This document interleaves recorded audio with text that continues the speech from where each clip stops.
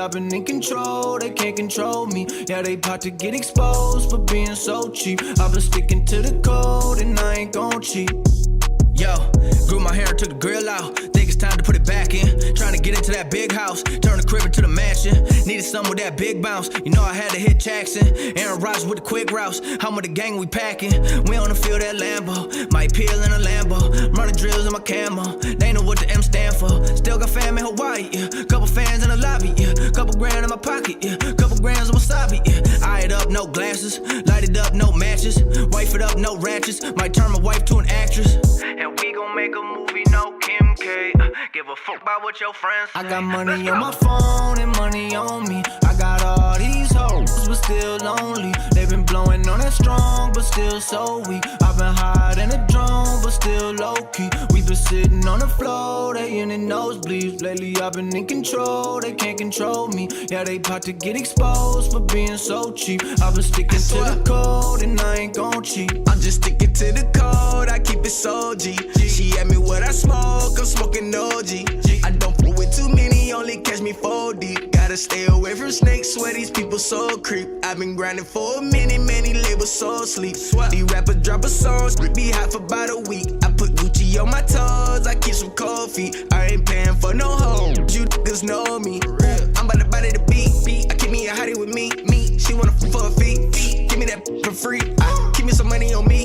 Smoking the gas, keep. You with me, sheesh. But need OG keep. I got money on my phone and money on me. I got all these hoes, but still lonely. They been blowing on that strong, but still so weak. I've been higher than a drone, but still low-key. We been sitting on the floor, they in the nosebleeds. Lately I've been in control, they can't control me. Yeah, they about to get exposed for being so cheap. I've been sticking to the code and I ain't gon' cheat.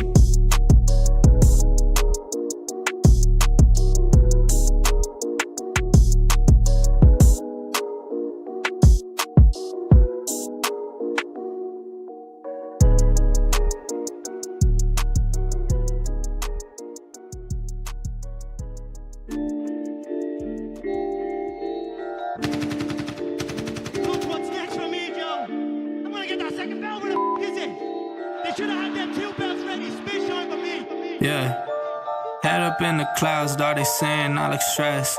I've been feeling down, pray to God that I'm up next. Remember when she blew me off, that's why I can't text.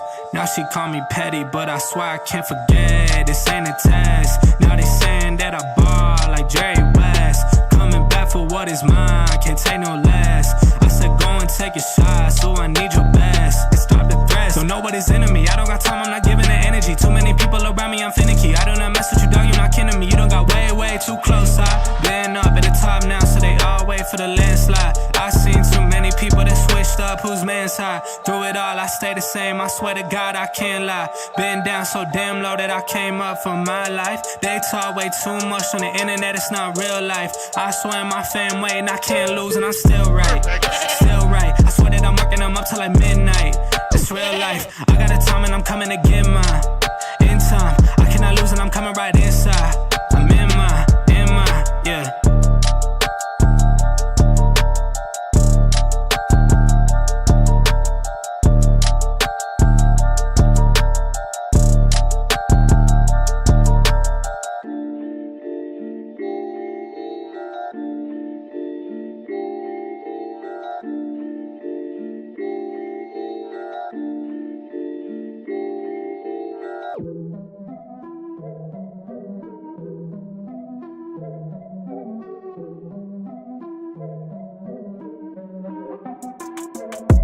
Here we go, at the top of the class on a roll. And it's time to run it up, yeah you know. Maxed out, put the pedal to the floor. Ayy, on the road, here we go. Yeah, we winning by a landslide. Never see me coming, I'm a landmine. Yeah, I ain't taking orders in command like. Yeah, you about to see me on demand like. You know on demand. If you ain't know, you about to understand. Yeah, I got the team by my side, right hand. Yeah, take it to a string, you ain't seen it like that. Yeah, and it's the dream, and we coming for the bag. Yeah, and we ain't ever going back now. Future expedited, now we on the fast track now. They won't lend a hand, now they see us on the map now. It's time to act out. Here we go, at the top of the class on a roll. And it's time to run it up, yeah, you know. Maxed out, put the pedal to the floor. Hey, on the roll, here we go, yeah. At the top of the class on a roll. Hey, and it's time to run it up, yeah, you know. Yeah, maxed out, put the pedal to the floor. Yeah, on the roll, here we go, here we go.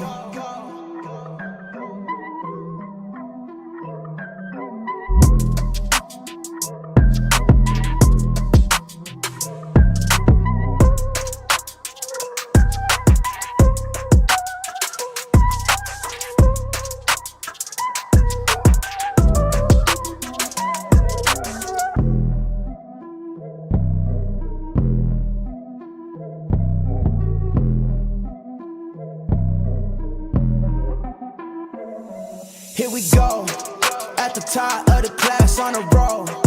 And it's time to run it up, yeah, you know.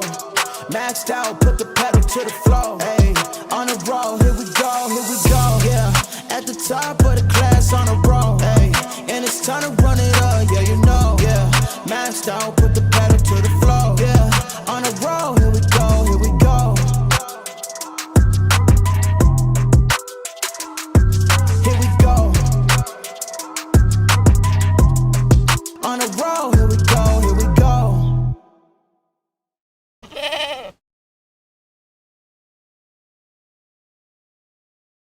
What is going on, everybody? Welcome back to the Frankie Candles live stream every single weekday right here at 5:45 p.m. Eastern Standard Time. And Bitcoin, guys, getting the bounce from after breaking 100K yesterday, getting a little bit of a bounce, which is a good sign here, guys, at least for me, because I did take that long yesterday that we talked about from the little local SFP. So we are getting a little bit of a push to the upside, guys. But as you know, as we've covered for quite a while here on the live stream, the 4-hour money flow is still coming out. We still have some other key time frames looking like we might be looking for some more dumps in the near future here, guys. So I'm going to talk about the possibility of seeing some kind of a bigger recovery come in. Are we ready to pump up to some of those bigger key levels, or are we looking to roll back over to the downside and keep cracking lower below $100,000? I'm going to break it down all for you guys on tonight's live stream, which will be, guys, I'm trying to keep the energy up here, guys. It will be a short stream tonight, guys. I feel like absolute trash. I feel like I probably look like absolute trash right now, but we're going to cover all the important stuff, and who knows? Maybe in one of those maybe in a very rare occasion, guys. Maybe we'll go a little bit long today, but I'm going to try to do a quick market update on Bitcoin. We'll go over the altcoins, then I'm going to try to dip out of here early and rest up, so hopefully I don't come down with some kind of full sickness. But with all that being said, let's jump on into the chat. We got Panda the Prophet in the chat. We got Carisha Mella said Frankie is all right. Shout out to Carisha Mella. What is going on, bro? Welcome in. One of the funniest CandleMafia members out there. But shout out to Carisha Mella. We got Panda the Prophet. We got shout out to you, man. Welcome in. We got K Diggity, everybody's favorite goat herder. Phoebe says, hi, K Diggity. Welcome in. We got Perry in the chat. We got Jose in the chat. Said, you look fresh. Hey, shout out to Jose. I appreciate that, bro. I feel like I am dying on the inside. I feel like I have black bags under my eyes. But yeah, I'm gonna try to I'm gonna try to keep. Again, guys, we might just go for the full time. I don't know. But I am gonna try. Like, I already feel like I have a little bit of a fever, so I might jump off quickly here. But we'll see. We know I'm not very good at that. But shout out to Captain Kirk, guys. We got Captain Kirk, Jesse in the chat. We got Tony D, Darren Does Things, Rob the Crypto Snob, Chemistry Bro, Tyler Durden, Dave Digital. You guys know the mods. Crypto Billy, I don't know if I said that. Show him some love in the chat. Let's see. Shout out to Frank in the chat. I love that name, bro. Dropping the sauce cans. We got Fabio in the chat. We got Ryan. What is going on? We got everybody in here. Man, I might have to go for a full stream here, guys. But without further ado, as Bitcoin gets even a local bounce to the upside here, let's go ahead and jump on into the charts. Let's get into it. All right, here we are, guys. So obviously, yesterday, Bitcoin getting the breakdown. Let me go ahead and close out XO charts here. Bitcoin getting the breakdown, guys. We lost $100,000 yesterday if you missed it.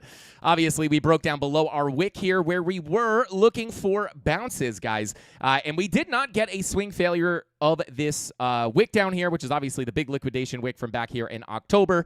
But we were looking down here for potential long positions. I did take a little bit of a stab at a knife catch here, and I am still holding that same trade that we showed yesterday, but now up about $4,000. Got about $500 locked in almost, and then $3,400 unrealized. So not too bad in all in a day's work here. I guess if you counted it stream to stream is about 24 hours. Not too bad, but we are seeing that continued bounce to the upside, which we were looking for yesterday. But the question was, is this the bottom, and are we looking for that massive move up off into new all-time highs? Well, if you guys watched the stream yesterday, unfortunately, that is not my bias. Now, could this eventually be the bottom and we wind up working our way up here into new all-time high? Well, it's not impossible here, guys. However, when we take a look at our money flow, it is still not really looking too good, right? We have the daily money flow coming out. We have the 2-day money flow finally crossing over into the red. We've been talking about this forever, and it is just, even down here was kind of, I'm sorry, right back here in September, right? And this high time frame money flow does take a lot of time to move around, but first started coming to the downside here. We got one more pop-up, started coming out, looking to cross over into the red here. We got one more pop-up for this little sweep of the all-time highs. And then finally, we went sideways for quite some time, but finally we are getting that crossover into the red, which is interesting because we have been very suspicious of this coming down. And of course, guys, the money flow is always going to indicate the overall trend. And on something like the 2-day, guys, it could mean even if we do get a continued bounce here, and I'm going to go into the lower time frames and talk about, if it's likely to get a local continuation up.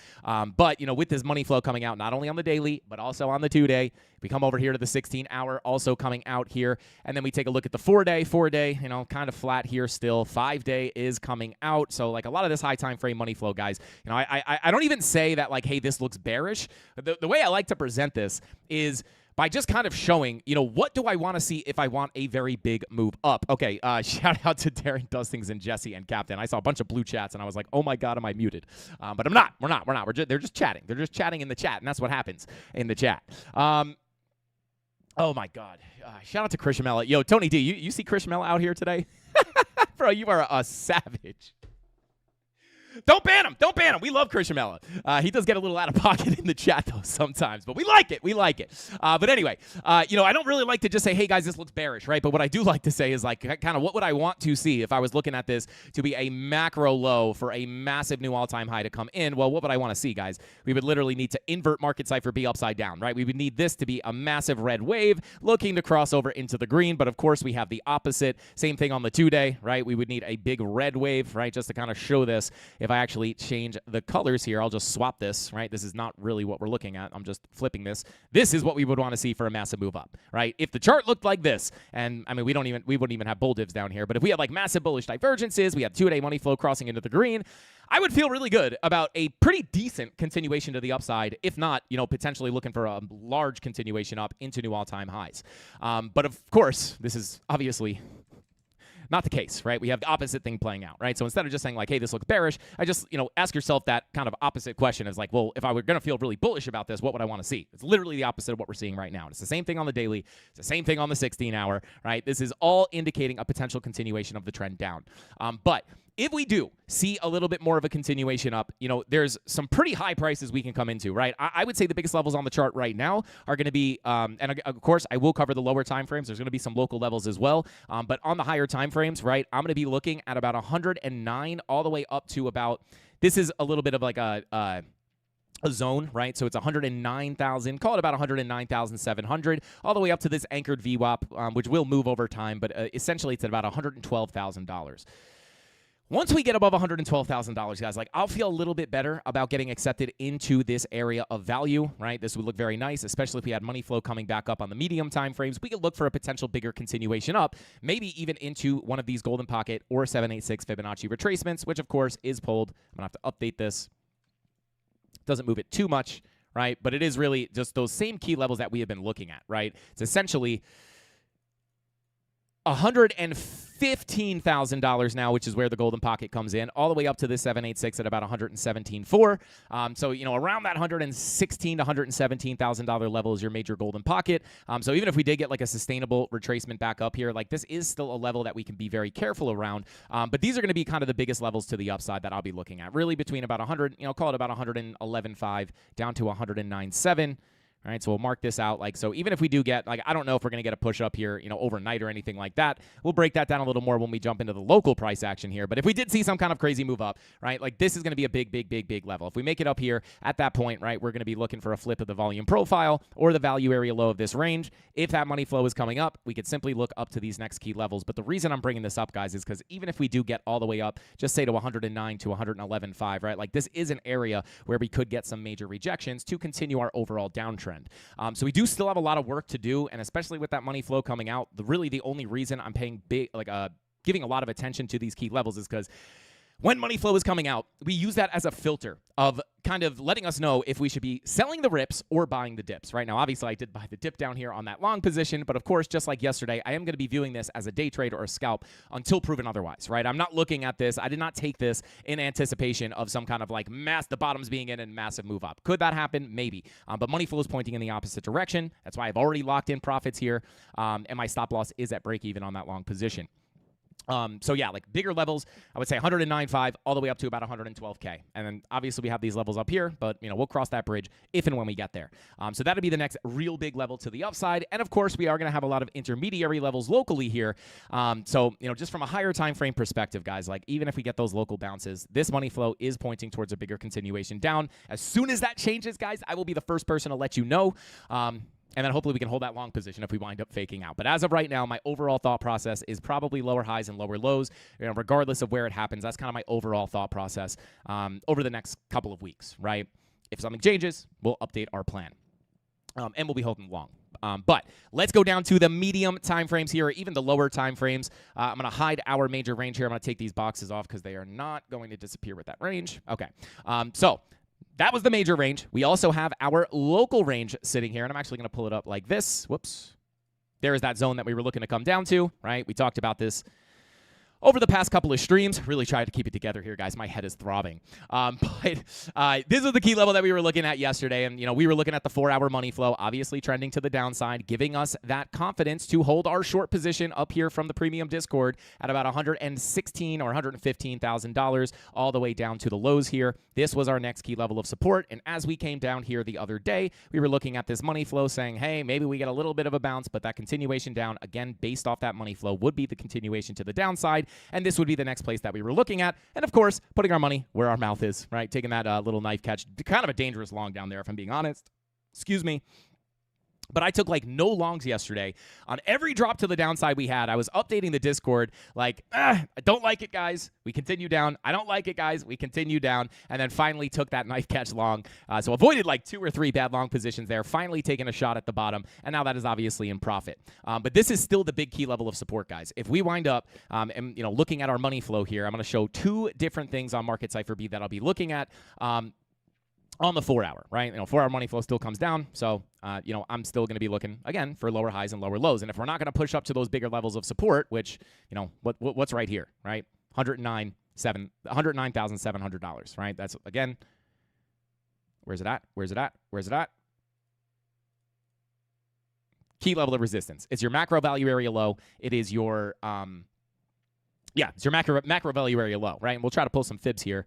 From the high to the low here, you can see your golden pocket comes in there as well. So, of course, we have the bigger levels, but this is kind of the first area where you can potentially put in that lower high and the lower low. And that's if we get the continuation up. But if we do come down from where we are right now, is that possible? Well, when I look at Market Cypher B here, guys, I can't guarantee this is going to happen, right? But I kind of can't unsee this, right? We have this big fat momentum wave on the 4-hour time frame. Prices come up. One thing I will be looking at, of course, this is our key levels of support. Yesterday on the live stream, we were talking about as we were trying to push back above these, we were actually struggling pretty hard, right? But as we were signing off, we were kind of talking about how, hey, first kind of major level that we want to get above is the daily and the weekly, which has now been ran through, but we want to flip that back into support. We started doing that last night on the live stream, and then eventually as we got off, we wound up getting another dump to the downside here, guys. And my stop loss on this long position was sitting at $98,700 It's actually a little bit further up than this. And they almost got me, guys, because remember, I took this based off an SFP, and we actually covered this yesterday. Someone asked me, like, hey, why did you enter that long position? Can you explain it a little bit? And I did mention that it was based off a swing failure pattern. And when I took that position, right, take the entry somewhere in there, right? But on an SFP, your stop loss is always going to go, or for me personally, I like to set my stop loss right below that SFP wick, right? And we came within literally 98,900. My stop loss was 791, right? So like pretty much right here. So they almost got me last night, guys. But they did, they didn't get me. They were close, but they couldn't catch me. I was too evasive. But with that being said, right, we wound up getting that kind of crazy drop to the downside. We got one more shot back up, and look what happened here. This was first level that we wanted to flip to support. We tried, we lost it, we came back up. That second level to flip on top of was going to be the daily and the weekly MPOCs. We got on top of that and then saw that continuation to the upside. So when we talk about the support down below, there's not really many fresh levels, right? We could potentially look at the daily here, which is a new daily, right? I'm sorry, this is not confirmed. This is going to confirm, so I'm just going to mark this out. Unless we nuke below this, level in the next 55 minutes, this is going to be the new daily, right? So that's probably going to confirm there, so I'll mark it out. So when I try to look at this and say what are the next key levels to the downside? Well, we have the tapped zone, right, between 101,573 and 100,900. These are tapped, but of course we want to stay on top of this. It was support, right? We broke below it. We want to flip that back into support to continue the move to the upside. But now we do have a fresh daily here, so I'm going to take off the these tap levels, right? Because they're very, very close.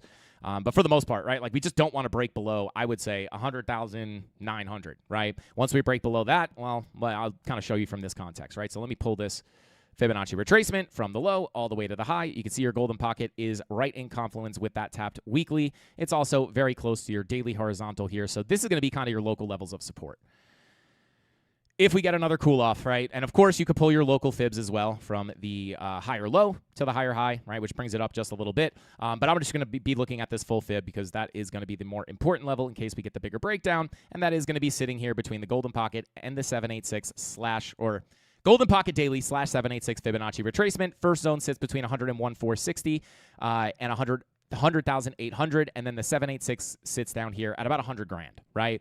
So if we do cool off, right, you would hope that you could put some kind of a higher low there on your golden pocket, maybe wick down to that 786. That would be okay. But once we start losing that 786, I am going to be anticipating a break of structure to the downside, cracking that wick, and of course, getting back below $100,000, right? So I'm not going to go into the whole long-term thing, right? We all know, I think, that we have the major volume profile down below us, which we are now living inside of.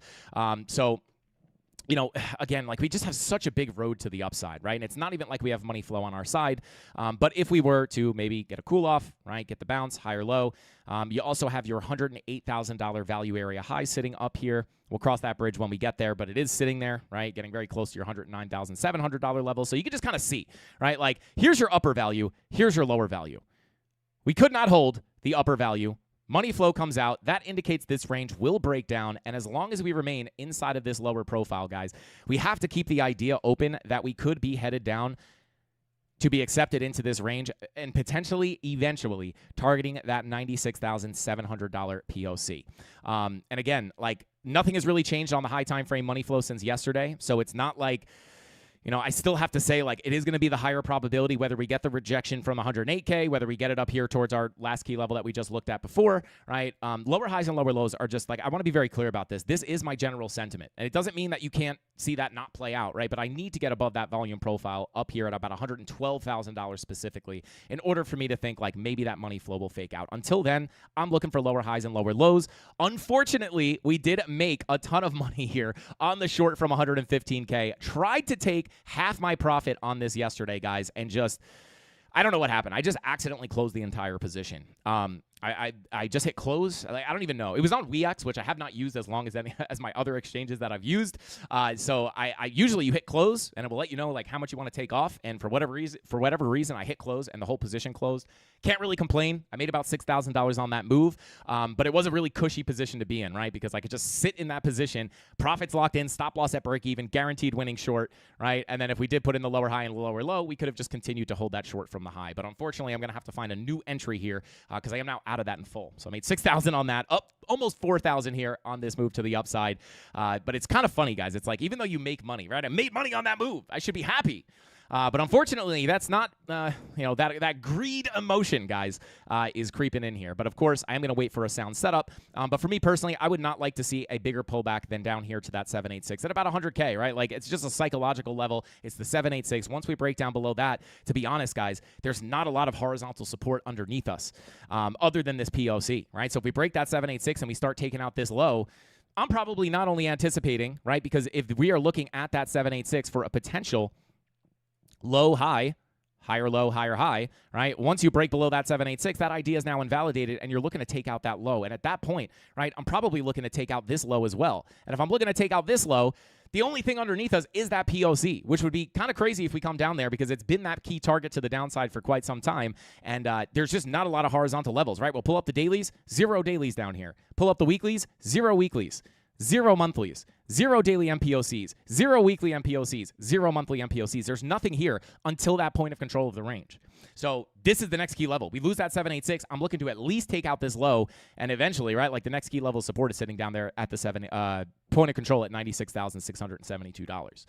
So those are the next key levels to the downside. We hope, I'm just going to mark this out as one zone just to make it nice and clean. I would prefer, right? And again, you can bounce earlier if you bounce off the local fibs, but I'm not gonna pull up every single intermediary level just to keep things nice and simple. I'm just gonna pull this one up because that's really the line in the sand. If we can't hold this for a higher low, right? Like, that's where I'm looking down towards that POC at $96,672, right? So pretty simple there. I'm just gonna hold this long position. Again, profits locked in, stop loss at break even. Now, $3,400 unrealized, $477 locked in. So we'll see what happens. Now, the one thing on the 4-hour time frame that I can see here, not only the 4-hour, but also like a lot of the medium time frames, right? One thing I was looking at earlier today is here's the bullish hope, right? If we are not going to get a bigger pullback. You have your 1-hour money flow attempting to come up here, right? Now, at the same time, if we come up to the 16-hour, we do have this green dot printing. We have 49 minutes left to confirm this. So I don't know if we're going to get our 1-hour money flow to cross into the green in the next 45 minutes. We are already getting a little rejected here. You have the VWAP trying to come up. So maybe if we could print this green dot on the 1-hour, it can drag that money flow up and get us a crossover into the green. If that can happen in the next, call it 49 minutes and 39 seconds, well, hey, maybe you have a bullish market cipher B in the meantime, and we can get a bigger continuation up. But the one thing that I can't unsee here, guys, when I look at market cipher B on almost every medium time frame, right? You have it on the 1-hour, right? Massive momentum waves to the low. We have no bullish divergences down here. 2-hour, massive momentum wave, no bullish divergences. 3-hour, massive momentum wave, no bullish divergences. 4-hour, massive anchor wave, no bullish divergences. So what does this make me think, right? Well, when I try to look into the crystal ball and see into the future, guys, one thing I will be looking at, if we get the red dots to print here, and again, if you look at the VWAPs, 2-hour VWAP looking to cross over, give us a red dot. That will likely give us an ebb or flow to the downside. 3-hour red dot looking to print, and your 4-hour VWAP rolling over as well. But the reason I bring up these anchor waves is because, especially on like the 2-hour like this, if we did wind up coming down and we do not hold this 786 for what we would hope is going to be a higher low and a higher high, if we lose this and we are going to look to put in a lower low, well, of course, nobody really wants to see that. But if we do that, right, well, what is going to happen? We're going to have a lower low on our price action. I'll draw it a little bit more accurately, right? Let's say we put the lower low in. Lower low on your price action. If this red dot can bring our momentum wave down and give us a higher low, you could eventually put in those bullish divergences that I kind of wish we had down here, right? Because the problem with this down here is the fact that, like, sure, we got the SFP. And my trade entry into that long position that I just showed was based off of just basically a swing failure pattern and a couple of other things, right? Reclaiming key support, etc.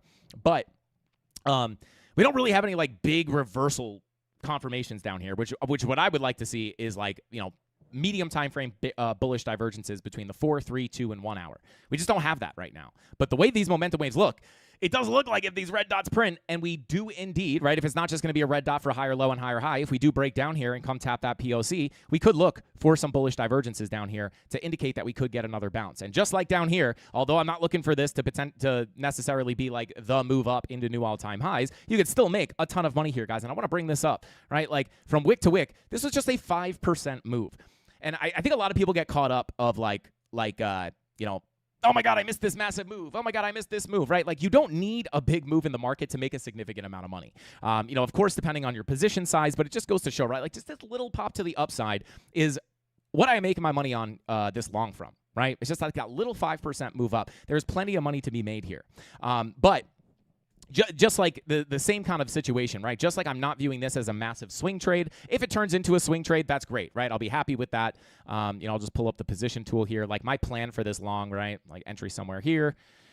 My stop loss is at break even, so it doesn't really matter where I put this. My first major target was obviously going to be at the 50-week moving average, which was sitting at about $103,000. We've now smashed that take profit. My next major take profit is probably going to be around 107 to 108K near this macro value area high.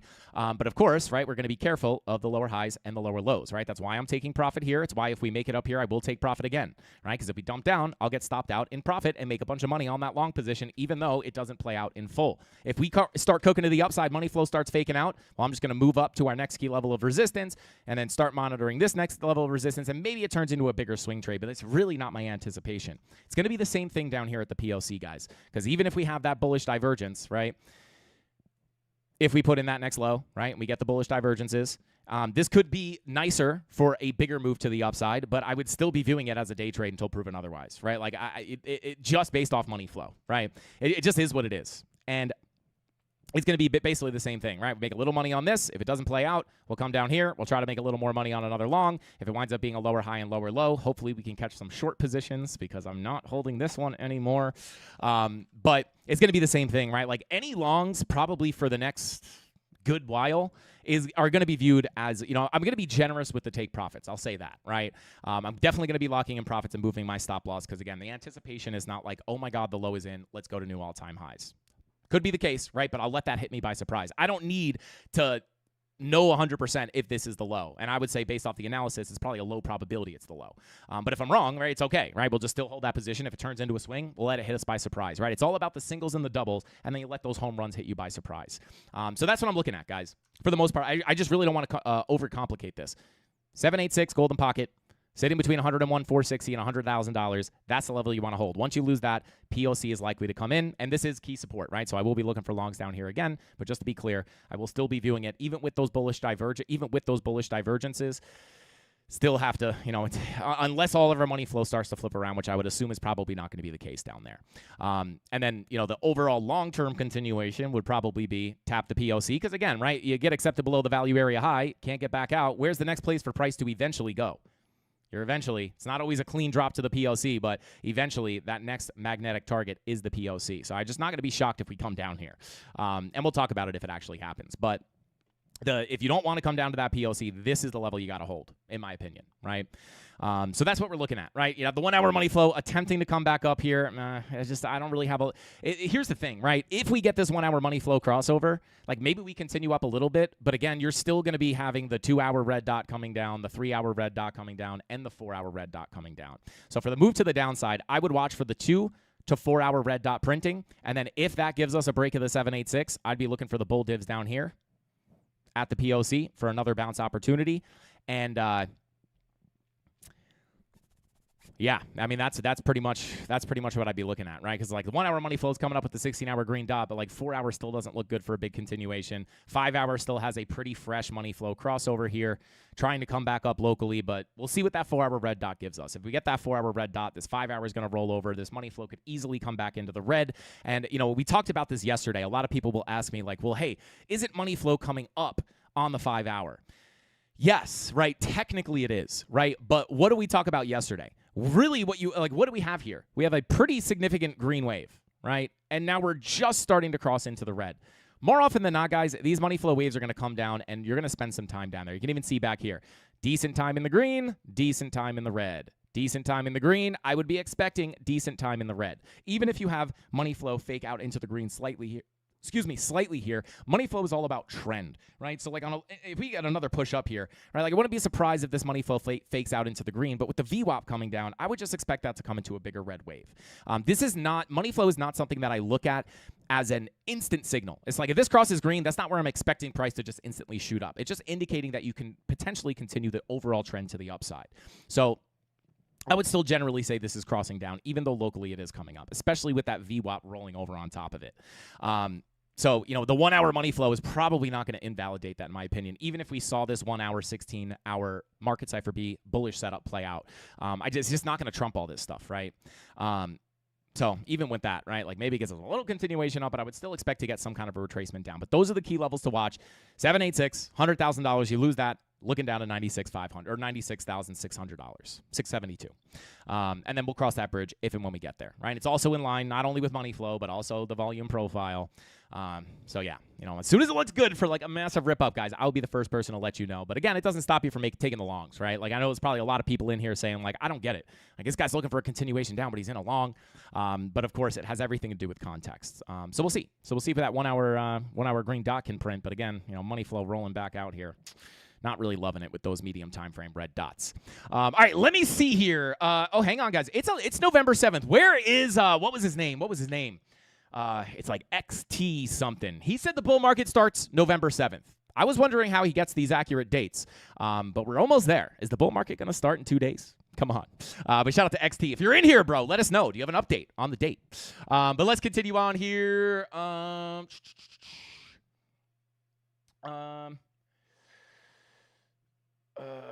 What volume profile is this one? Shout out to Perry. This volume profile right here is the macro volume profile pulled from all the way back here, right? It's pulled from, I have mine pulled from essentially almost exactly a year ago, November 9th, 2024, all the way to right before this breakout, right? So that is that range. Shout out to Perry. I think Perry's in the premium. If you're asking this is the main, major support. That is the range that you're going to want to pull up on the chart.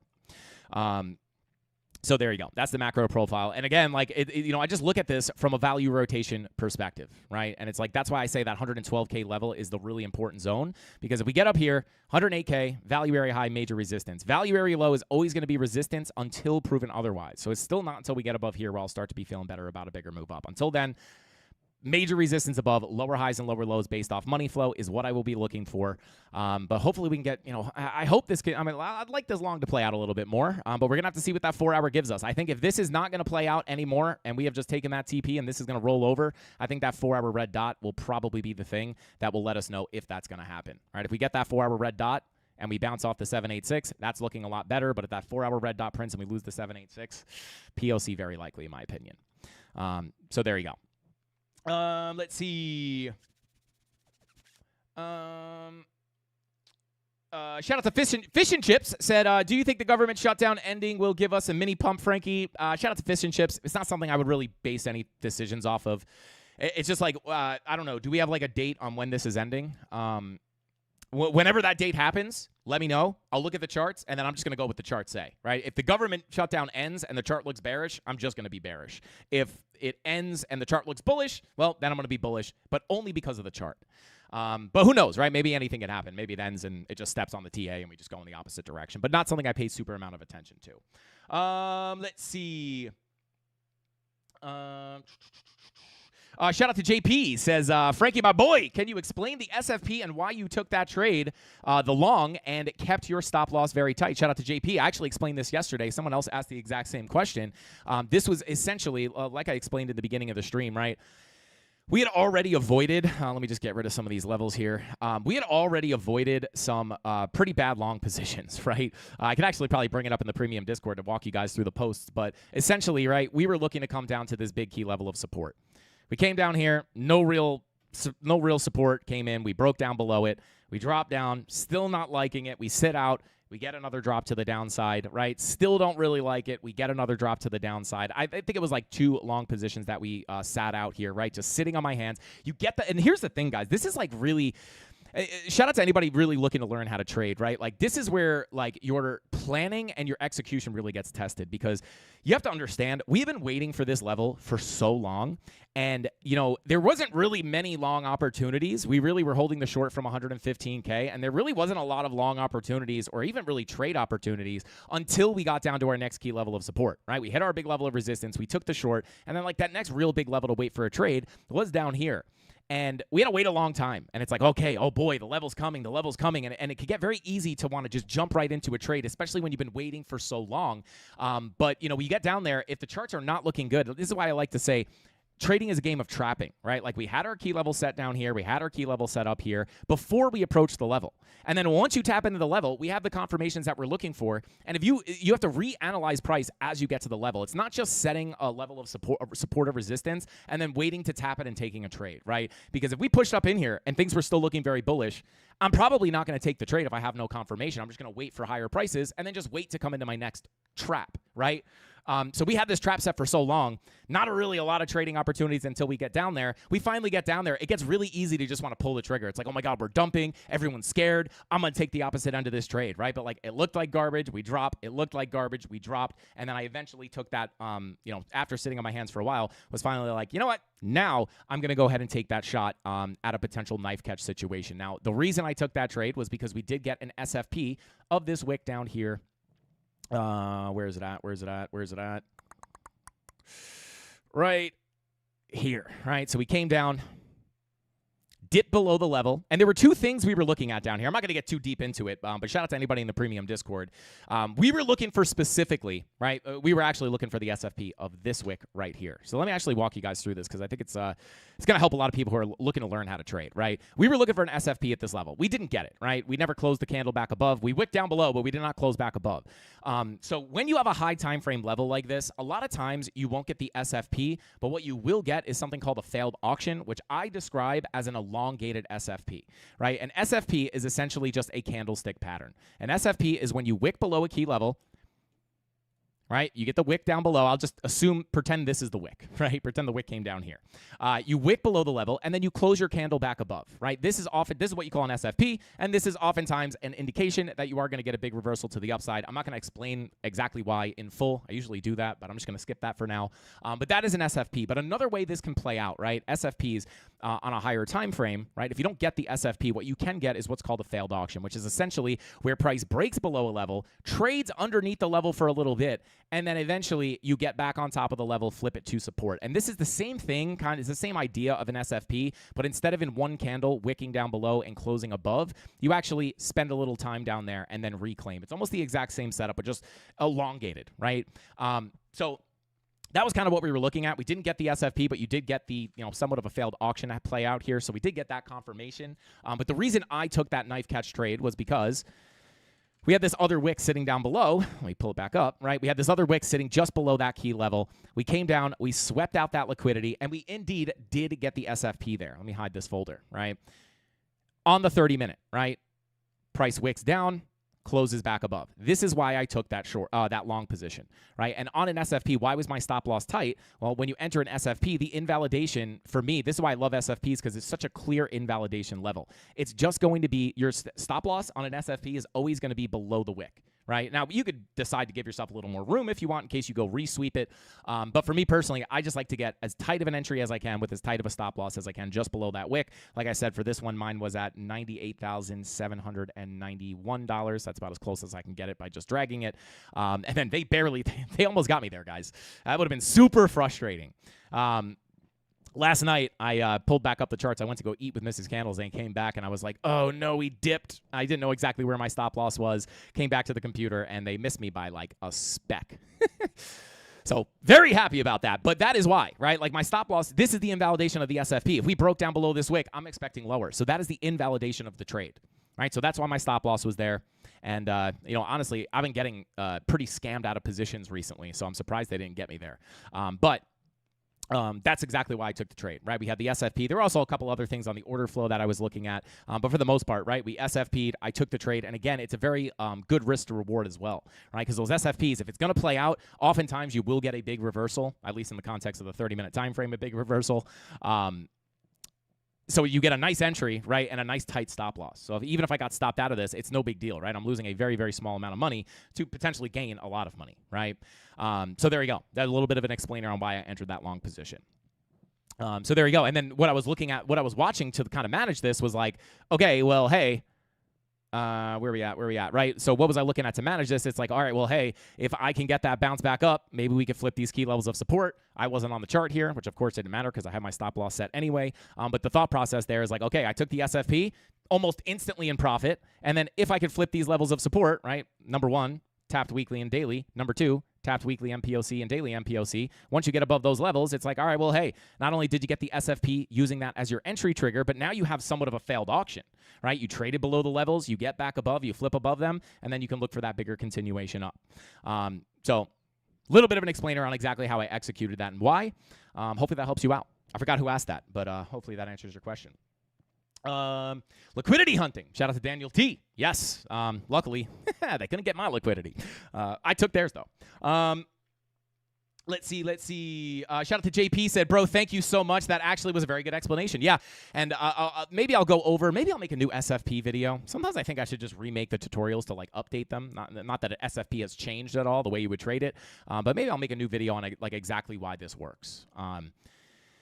Maybe I'll explain it now. If I get enough people to ask for it in the chat, I'll explain it right now. But if not, I'll just make a separate video on it. Let's see. Yeah, shout out to Lucia, said, Frankie, I want to know why it dipped to exactly $22 above that wick last night. Me too, bro. This is like kind of like a weird correction, right? Because like even if you were looking to trade this from a Fibonacci perspective, I mean, the market's weird, right? Like market does random stuff sometimes. But yeah, like, I mean, I would have been looking at this as like, pull from the low to the high. It's like, hey, if you can hold on that 786, which on a high enough time frame, you do probably close the candles above that 786. Probably just sweeping out some of those longs. They just missed me by a couple dollars.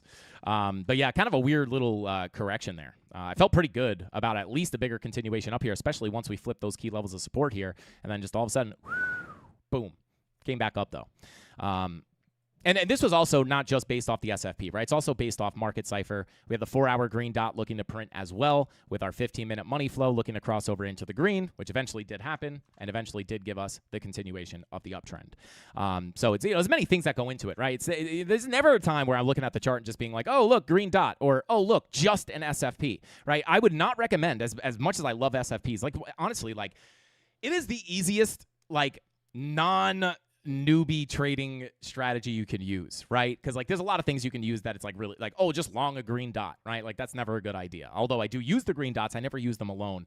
But SFPs are like, they're just so easy, right? Because it's like such a clear confirmation that you're looking at, right? It's just like you have the key level and then you either get the SFP or you don't. Either price wicks down, closes above, and you get the SFP, or it doesn't, and it closes below the level, and you don't take the trade, right? So it's just a very clear confirmation, and the way you would take that, right, is now this is actually a little, sometimes you will get resweeps, which we did actually get here, but I entered on the second sweep. I was actually waiting for the crack below this again, so I actually entered on this wick, but for the most part, right, it's like you wick below the level and you close above. Once that next candle prints, that's your confirmation. Now, if you took this first SFP, you probably would have gotten stopped out, right? But in my case, I entered on this wick, and then they almost stopped me out, but they missed it.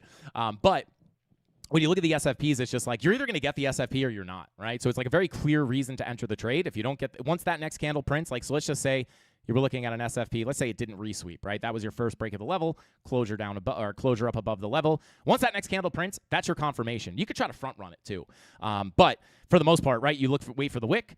Candle closes above. Once this candle confirms and the next one prints, there's your confirmation for the SFP. So it's very, very simple, very clear, and the risk to reward is very, very good with a very, very clear invalidation, right? Which is, again, below that wick. So very simple trading strategy, super easy. But it's also not like super newbie, right? It's not just like looking at an oversold RSI. So I absolutely love it.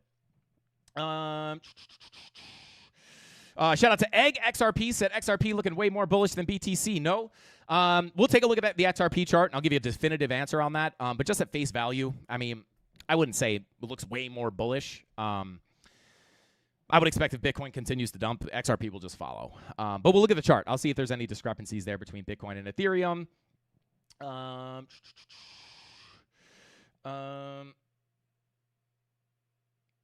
Shout out to Swiffle, says, do you have any discounts on your premium Discord like TradingView does? Shout out to Swiffle. Yeah, guys, Black Friday coming up. Massive, massive, massive sales, not only on TradingView, but also many other things. Market Cipher, Lux Algo, anything you guys see me use.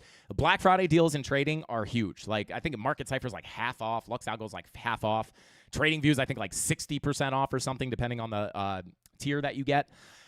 So pay attention to Black Friday. But the answer is yes, we will have discounts coming up here very soon for the premium Discord for the holidays. All right, let's see.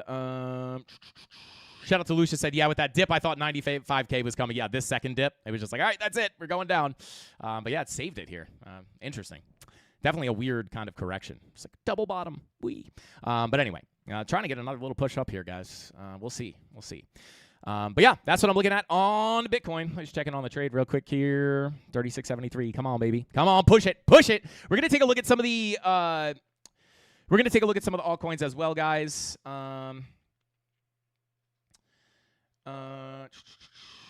Shout out to Mr. 420 said the best entry is from the liquidation area and not the stop loss. Shout out to Mr. 420. I'm not 100% sure exactly what you mean by that. Maybe you're mentioning just kind of like the simple idea of like, I always tell people this, if you're like losing a lot of your trades, or more specifically, if you're getting stopped out of your trades before price goes in the right direction consistently, an easy way to try to fix that is, I'm not saying it's a legit trading strategy, but like a really good way, like let's just say you enter a trade and then, right, consistently you're entering longs and then you're getting stopped out before it goes in your direction, right? This is happening over and over to you. You're just a victim of getting stop hunted.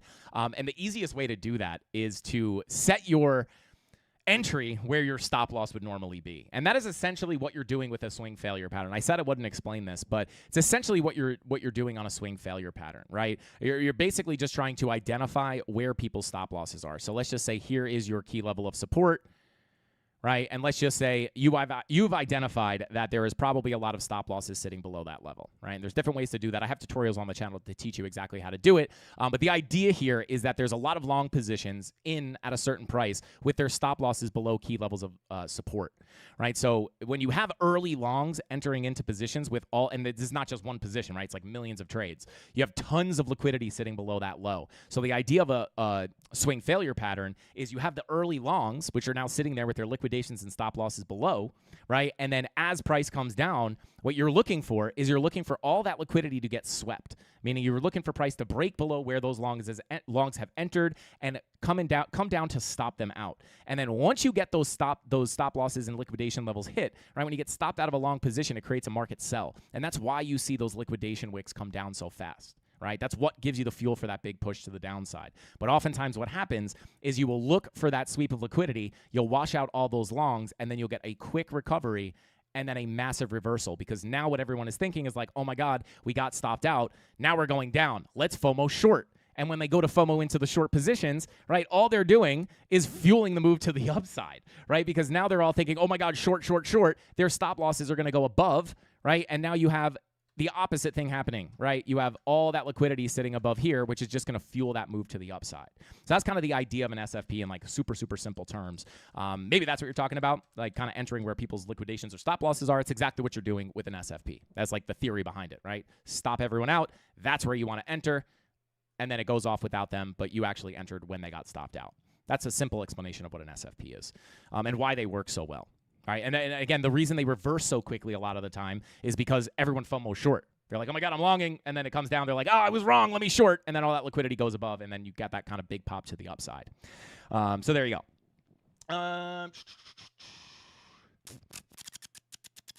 Shout out to Flatsmack said 29K BTC is on the table. Shout out to Flatsmack. I wouldn't disagree with that, brother. I'm not going to say it's guaranteed, right? But it is definitely on the table. Like until we wind up getting the big breakout, guys, there are some pretty low prices on the table. I'm not saying we're going to get there tomorrow or the next day or next month or anything like that. But yeah, I can't really. I wouldn't be able to argue that, Flatsmack. It's definitely on the table, right? Especially if you're going to assume that we are going to eventually see 2026 turn into a bear market. Pulling up the cycle chart here, it's like from top. All right, we'll just like eyeball the top here, right? What do you say, 29K, right? 30K. I mean, that's a 77% correction. It's exactly the correction we got in 2021. So, yeah, I would say it's on the table. I would probably expect a little bit of a shallower dump in this bear market just because that's what we've seen in the past. Every dump and pump has gotten less explosive over time.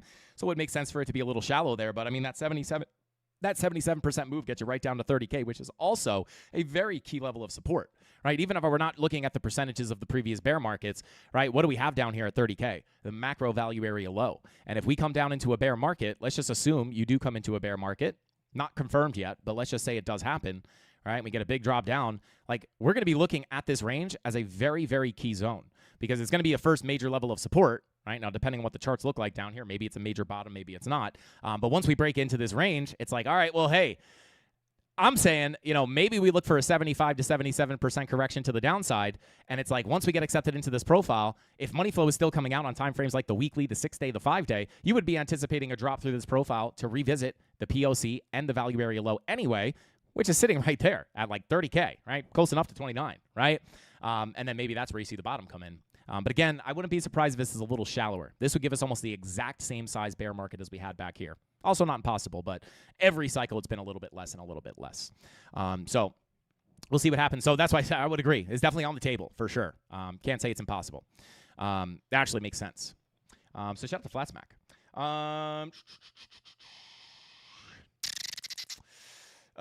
Anybody remember Virtual Girls, the girl that would dance around on your desktop? I'm picturing something like that, but a Frankie who would remind you when you're not following the plan. Shout out to K Diggity. I'm just like sitting there. I'm like wagging my finger in people's faces on their desk.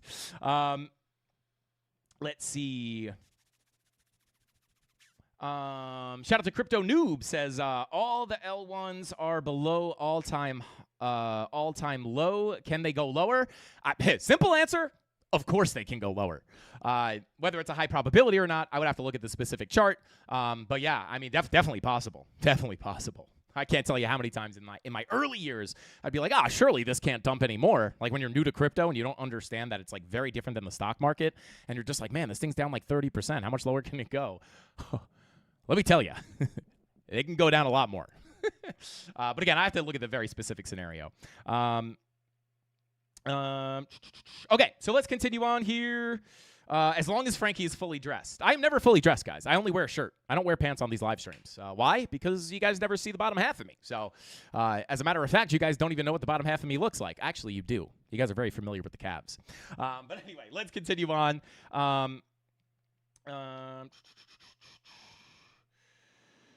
Shout out to Darkchild, said, what's your target on the bullish run on Bitcoin? In the case of a new all-time high, my next target would be around $130,000 to $137,000. And that is if we break into new all-time highs. Big if. But that would be my target, technically. I actually pulled them up here. I actually have all my targets hit, right? And these are the same targets that I've had on the chart since I made my bull market beginning video all the way back here, right? We were tapping up against 30K. This was obviously based off many different reasons, getting back into this volume profile, money flow crossing back into the green on the weekly. When we were talking about, hey, like, it looks like the bottom's in. We're packed up. Let's see if we can get this bull market to get going. We started pulling up, like, those bull market targets. Very speculative. It's like down at 30K, we were talking about 92 to 102,000, which was our bull market target number 1. I've actually taken off that label. But you can see target number 2, target number 3, target number 4. Target number 1, this is the first place where I took some profit on my Bitcoin, right? Just sticking to my plan. Target number 1, took very small profit. Target number 2, we pushed into the zone, right, which starts at 123,000, but did lead all the way up to about $137,000. So if we did continue up, I would just have to say, if we break back into this zone, that's going to be your next target. And then above that, right, you have higher targets. But again, very, very speculative to see that happen. But if it were to, that would be technically the targets. So there you go.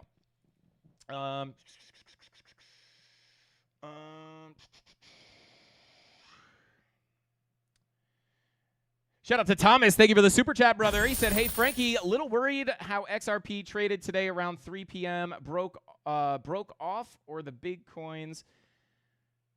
Shout out to Thomas. Today around 3 p.m. broke off or the big coins. Thanks, as always. Shout out to Thomas. I'm not sure if I totally understand exactly what you're asking. We will take a look at XRP in just a second, though, so hopefully I'll probably answer the question when we take a look at the chart. K-Dub says, you're hiding the blow-up Mrs. Candles under the desk. She's actually next to the desk. She actually looks like she's just dead on the floor, which is kind of depressing. But anyway, let's jump into Ethereum real quick here, guys. We'll keep an eye on Bitcoin locally as the price action develops. Come on, baby. Push up the long a little more. Come on. Come on. Push it up. Pay us out here a little more. But let's go ahead and jump on into Ethereum, where we were looking at this yesterday. I actually pulled up the wrong chart here. Bada boom. So on ETH, right, we were looking at this, obviously, throughout every single live stream. Biggest level of support here. I'm going to get rid of this. I'm going to get rid of this, right? Once we broke below this golden pocket, or I'm sorry, Once we broke below this 786, the next level on the chart was this value area high, which is extremely important. Why? Well, it's a value area high and our macro anchored VWAP. This VWAP is pulled all the way down from $1,400. So if we were unable to hold this and we got accepted back into this range, the next big level to look at was this golden pocket sitting between $3,200 and $3,100, right? Very similar to Bitcoin. This was like Bitcoin dropping below 100K, right? So we're getting the bounce from there, which is nice to see. But again, taking a look at our money flow here, money flow is still coming to the downside, right? Maybe it's a little bit of a bigger wave than we have on Bitcoin, but you still technically have money flow in the red. So I will still be a bit cautious here. Coming up to some of the higher time frames, 6 hour still in the red, 5 hour still in the red, 8 hour, nothing really to take away from there. Kind of choppy, technically in the red.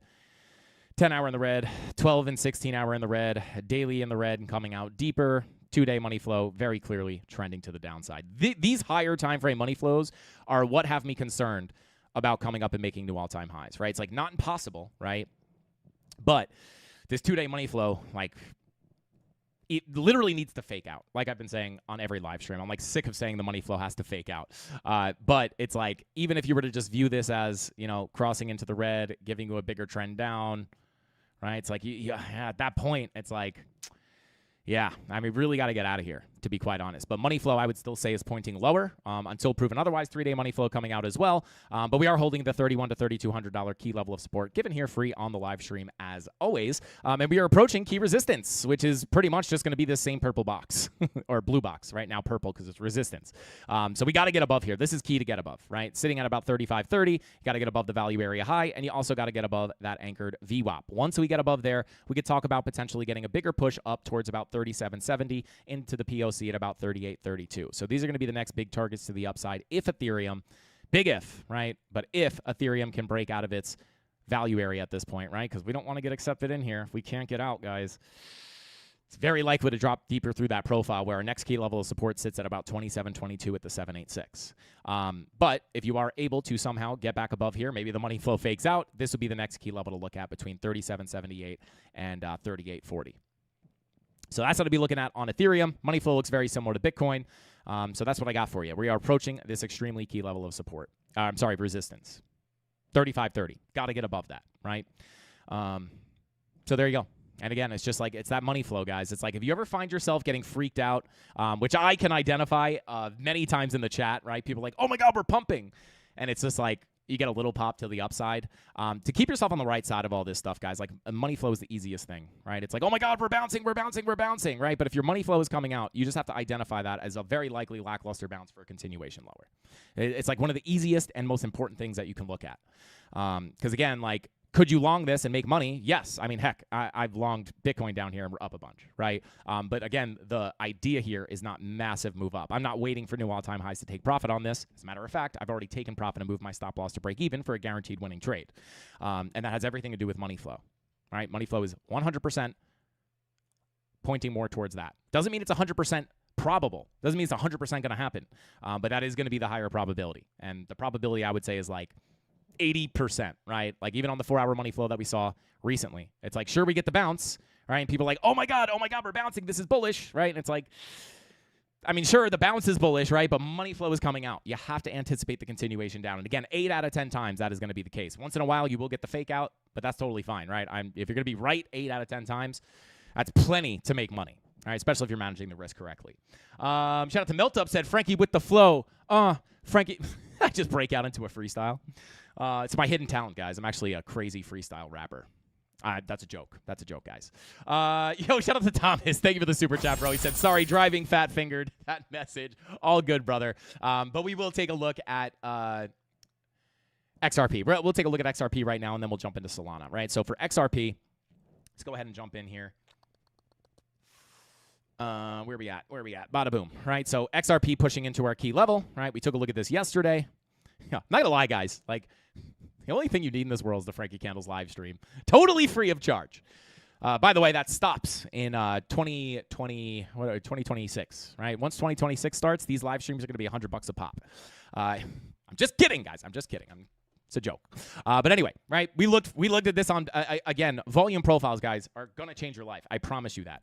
Key level of support back in the day, right? Which feels like back in the day, back here in October.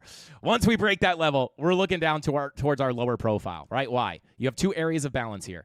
Balance number one, balance number two, right? When they're stacked on top of each other like this, this is your doorway to higher prices or lower prices. If you're above it, breaking below it is your doorway to lower prices, meaning that you're going to expect to get accepted into the range, go to the POC, go to the low. Of course, we did that on that big liquidation wick, but even where the price settled, right, you get the drop down to the POC, you get a little bit of a bounce, right? You're thinking like, oh my God, this is bullish. Is it?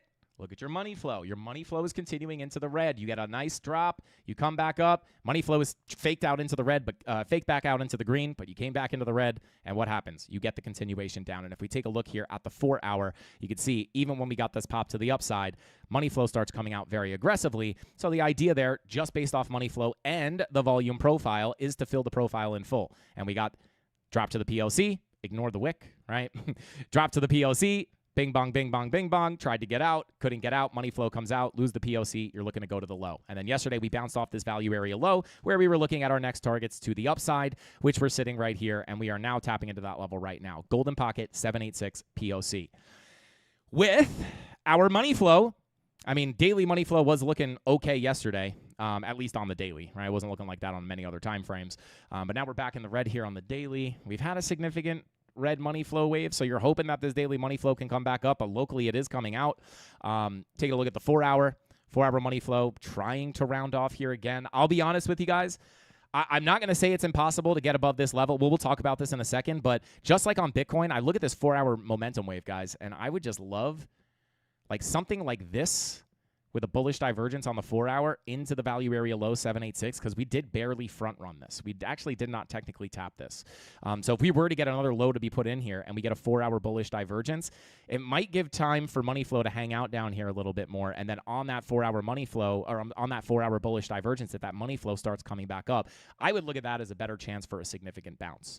But it's a big if we come down there, right? If we are going to come down there, I would expect it to come on this 4 hour red dot, which is probably going to come in the next, I would say, 8 to 12 hours, if it's going to print, right? But just price action-wise, I mean, this is resistance, guys. POC, 786, golden pocket. If we get above here, we could start viewing the value area high as our next big target. You're going to have the macro anchored VWAP coming down. And again, this is still the biggest level of resistance on the chart, right? So we've gone from the high to the low. And if you don't count the wick, we've gone from the high to the POC, almost to the low, right? So if we get above that POC, that opens the door to the value area high, but it's really not until we decisively get back into this upper range and flip it to support, where I would feel a little bit better about more upside. But even if we came up here, you have to understand that your macro Fibonacci retracements pulled from the all-time high to this liquidation wick low at 786 sits all the way up here. So like there is also a situation where potentially, I mean, I would feel a lot better if you can get back above this range, right? But there is a chance that you can kind of sweep out that high and then reject that 786 as well. But once you get up here, you could start looking at money flow, seeing if it's turning around, and very likely once you get up here, there will be a clear sign indicating whether you're going to go to all-time highs or if you should be looking for the bigger rejection back down. But we'll cross that bridge when we get there, right? We got to get above this first. So there you go. This zone does sit between about 236 and 244. I'm not going to lie. I mean, we've been pretty close on these XRP calls. We called for the $2.05 XRP the other day. We got it.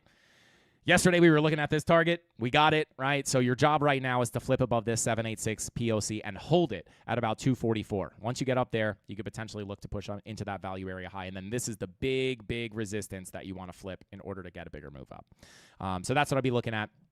Value area low 205, POC resistance zone sitting between 236 and 244, and then the upper major level is going to be 269 to 279. And remember, guys, these anchored VWAPs, right? These are big levels you want to stay on top of. Like, if we have to come back and test this and we can't get back above it, it's like this could indicate a macro trend change. So just keep that in mind. It's like there's very important and big resistance above us. You know, if I had money flow, like I think there's some money flow here on XR. I mean, 2-day money flow. Hide this. You know, like 2-day money flow back in the red. Can you guys see that? 2-day money flow back in the red. 3-day money flow coming out, or not aggressively, but pretty smoothly. Nice big green wave into the red. I mean, this is not what you want to see for a massive move up. The one thing you have on your side, it is a little bit choppy. But again, this is just at face value coming out. You have the 3-day red dot printing, 4-day money flow in the red, 5-day money flow in the red. Like this 5-day does not look good long term. I'll just say that at face value, right? Big 5-day money flow wave. You get the new all-time high. Now we're coming down with money flow coming out. This makes me think macro lower highs, lower lows overall, until proven otherwise, right? But at face value, that's what I'd be looking at for XRP. Those are the key levels locally and also the bigger levels above as well. All right, let's see here. Bada boom, bada bing. Yo, shout out to Creighton C. Thank you for the super chat, bro. Said Tony. Oh wait, hang on. Did Tony D super chat? Hang on. Tony D said Frankie short stream candles. Who wants to bet? Shout out to Tony D on Poly Markets. Will Frankie candles go shorter than 2 hours? We still got a whole hour to end early. We're good. We're good. I can rig this. Can I bet? Can I bet? Shout out to Tony. But Creighton C says, Tony D, game on. Frankie, if you try and leave the baby goats, get the kibosh. Yo, shout out to Creighton, bro. 7:31, they goat free. It's all on you. What time is it right now? 7:31 is when I should end for a full stream. I do plan on getting off earlier. We'll see, guys. I might just get stuck in a yap session here looking at the charts. Shout out to Open Your Mind. Thank you for the super chat. Said, Frankie, it's X Ash joined your Discord this week and made money yesterday thanks to your money flow TA. Can you explain confirmations to look for? Shout out to Open Your Mind. Well, shout out to you, bro. Congratulations on your win.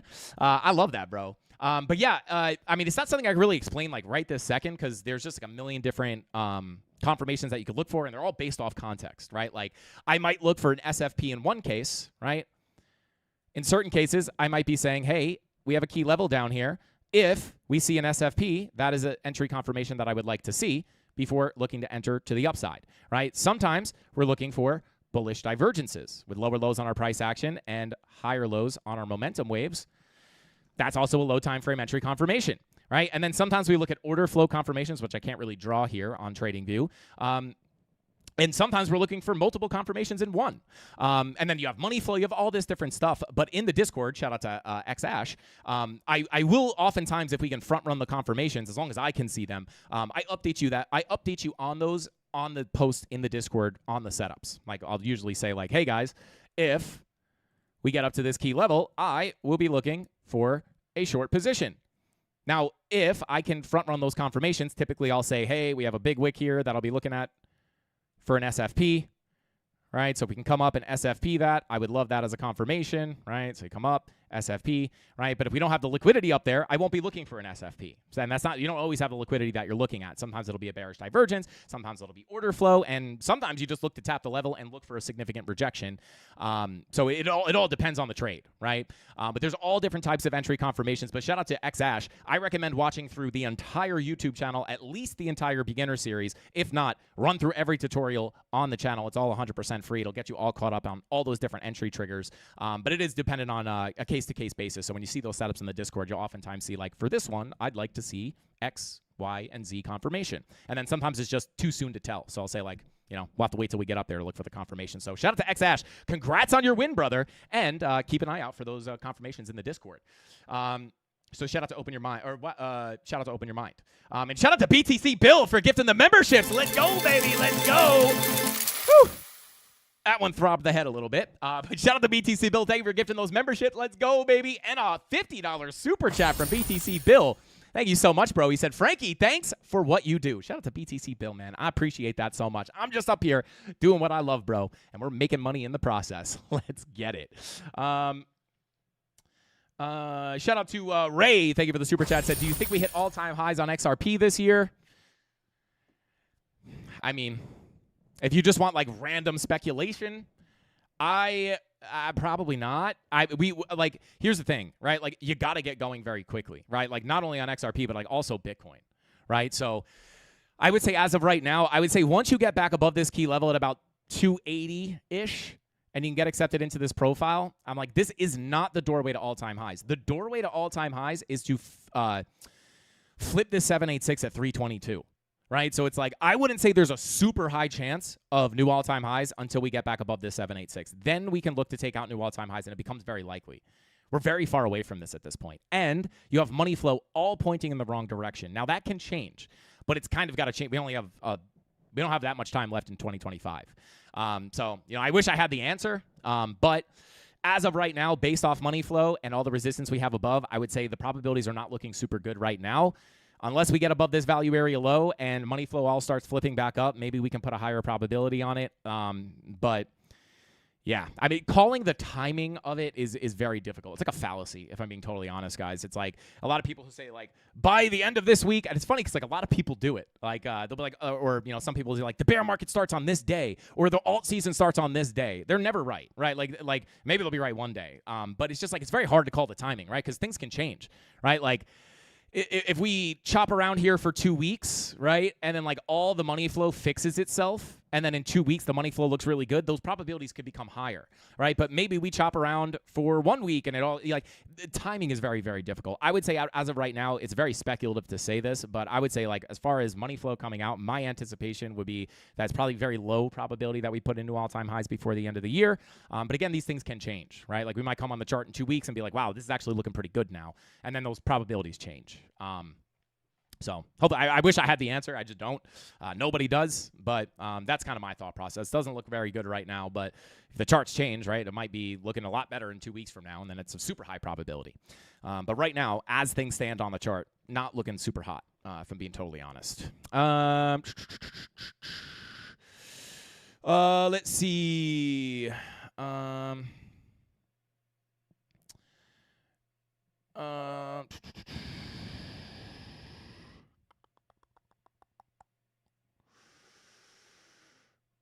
9 ETFs for XRP would likely put the money flow back in the green. Shout out to Toasty Fries. It depends. It really does depend, right? Like, this is one of those things that we talked about recently over the past couple of weeks where it's like when you have news that is expected, it does not oftentimes give you the reaction you would think, right? When the thing actually happens, right? Like, you have the announcement and then you have the actual thing. A lot of this stuff gets priced into the market beforehand, right? Now, if they had just come out randomly and they were like, oh my God, all these ETFs are randomly just approved right this second and no one was expecting it, that's where you could see the news give you a big move up, right? And we could just point to Bitcoin for this, right? Are ETFs bullish for the long term? 100%, right? I don't think anyone could really argue that. But it's like this, right? Like, everyone expects the ETFs. You get them, and then what follows, right? Just instant down for... Right, you just go down for a few weeks, right? 3 straight weeks of pretty much all downward price action. 22% drop, I think this was. Yeah, almost a 22% drop, right? So, but was it bullish long term? Absolutely. That was our base case here. It's like, I don't know, guys. Like, it's not oftentimes that you see the announcement of something that we've been expecting and it just goes up from there. It's like, oh my God, ETFs, just buy right now and it's going to go up, right? Very unlikely, unless it hits the market by surprise. But of course, bullish long term. But typically, when they announce it, there's a pretty big drop to the downside before it eventually plays out. So I would be careful about that, right? It's like everyone always has these narratives. Like, I don't care about narratives, like for trading at least. I don't care about the narratives. I don't care about the news. I don't care about what Twitter says, right? Like, it just doesn't matter when you understand how to read the charts. It's all nonsense, right? So, I mean, and I'm not saying that these things don't affect the market at all. I'm just saying it's like not very useful when you're looking for trades, right? As a matter of fact, right, like, I would actually use that news probably if I see a bearish setup and then they announce really bullish news, I'm actually more confident in those short positions. Not that I think it's going to zero, right, but I'm thinking, probably going to be a good chance that we get some kind of a pullback from here, especially if it's on the chart. So I'm a technical trader, right? There's never been a time where I've traded the chart and been like, oh, man, I wish I knew that those ETFs were – because it just never happened, right? So, we'll see what happens. Again, I'm not saying it's not going to be bullish at all, but I just, it's very unlikely when it's expected that it's going to give you an instant rip to the upside. It also gives Wall Street a chance to short what they think is an overpriced asset. Yeah, shout out to Daniel T.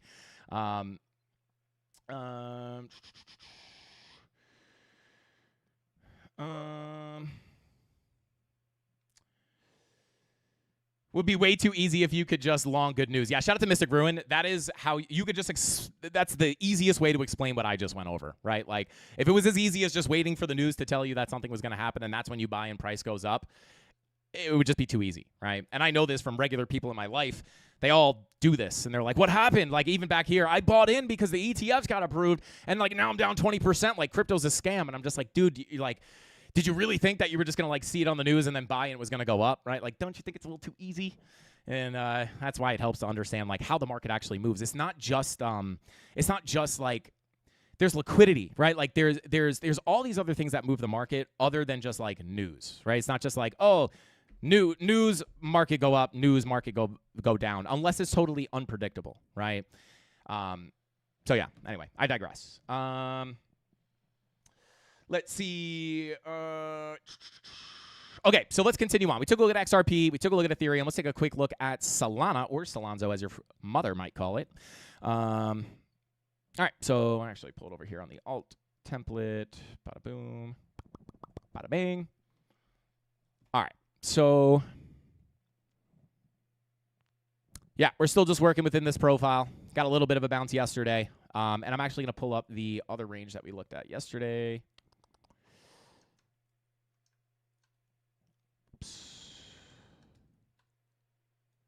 Boom. Okay, so here's kind of our current volume profile. We also have the other one that we're looking at, but I'm just going to pay attention to this one because this is the level that we tapped. Let's readjust that POC.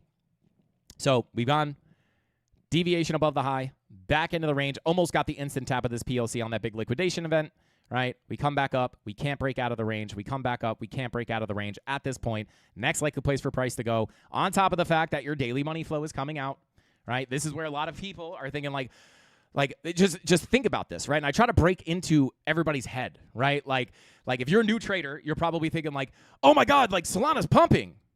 You got to zoom out. You got to understand where the trend is going, right? Daily money flow is clearly trending to the downside here. You've gotten accepted into your profile. You're looking at this as major resistance, and if that money flow is coming out, the anticipation is high, low, lower high, and an eventual lower low. Next target would be the POC. Obviously, we have now seen that happen, right? Nothing really super complicated there, just money flow and volume profile analysis. At this point with this daily money flow, it's very difficult for me to say this is the bottom. Oh my God, alt season, right? Why? Look at the money flow. And if you watch long enough, right, you'll see, I mean, one day it'll fake out and you'll be like, okay, it didn't play out that time. But out of 100 live streams that you watch where we talk about this money flow, probably 85 of them, you're going to see that money flow play out in the right direction. So what does this say to me? This says, in my opinion, we have a lot of room to come up to potentially put in another lower high for another lower low into the value area low of the range, right? Because deviation above the high, once you get back in, POC is most likely. Fill the wick into the POC. Once you lose the POC, next likely place for price to go is that value area low for the full fill of the range, right? That's my bias here on Solana, especially with that daily money flow coming up. And you might say to yourself tomorrow, if that green dot prints and we start pumping, you're going to be like, what happened? What happened to the money flow? I thought we were going down. Why are we pumping? You got to zoom out and understand the context of the market. The market moves in ebbs and flows and ebbs and flows and ebbs and flows and ebbs, making out the trend, right? A bounce up here would not make me bullish, right? It's just setting me up for a potential short position back down to the POC. Now, if we wound up shooting up here, breaking above the value area high, money flow spanks back into the green, then you might have a fake out, right? But until we see that, I can't call for that, right? If I wanted a massive move up here, what would I need to see? I'm going to do it again. I'm going to flip it upside down. Big red wave crossing into the green is what you would want to see. And if you had massive bullish divergences down here with all this money flow coming up, I'd say, hey, this looks good for a big bounce and potentially new all-time highs or new highs above here. That's not what we have. We literally have the opposite. I'm just presenting the information, right? So next key level, right? Lose the POC at 146.62. We're looking down towards the value area low at 125.05. Now, if we get a push to the upside, what are the key levels to look at? Let's pull our fib from the high to the low. You have your 786. I'll just mark out the golden pocket value area high because that's going to be your first major zone. Technically, this rides up to the 786, so this is going to be massive resistance. Once you get above that 786, lower highs invalidated, let's cook to the upside. But you have a lot of room here. Like you can get a 40% pump and still get the bigger continuation.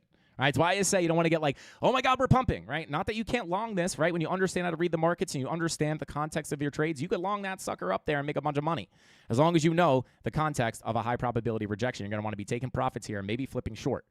If you don't have the confirmations to flip short, maybe you hold a portion of that long, lock in some profits, and see if you can get into those all-time highs, right? Or at least break above this high at 250. So just to give you an idea of how high we can go, right? That is confluent with your value area high. I'm gonna go ahead and like tighten this level to the golden pocket. And then I will also pull a local fib here from the local high to the local low.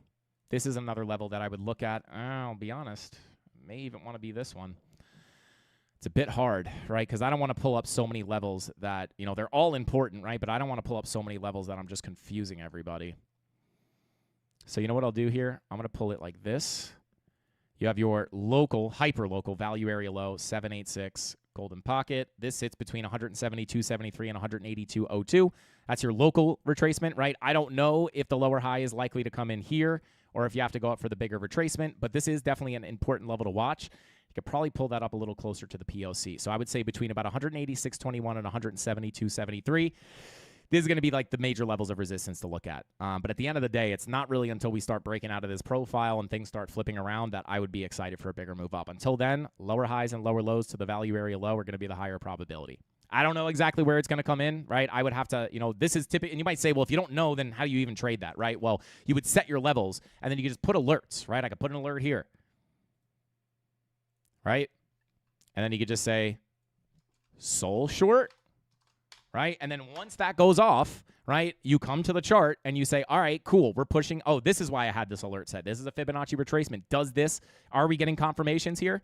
Does Market Cipher B look like it wants to put the lower high in here for a lower low? If so, we could take the short. If you don't have those confirmations, you're just going to wait for the next big level. So you just sit on your hands and say, hey, if we get above here, I'm just going to wait to see if we hit that next key level of resistance, which in my opinion would be the value area high.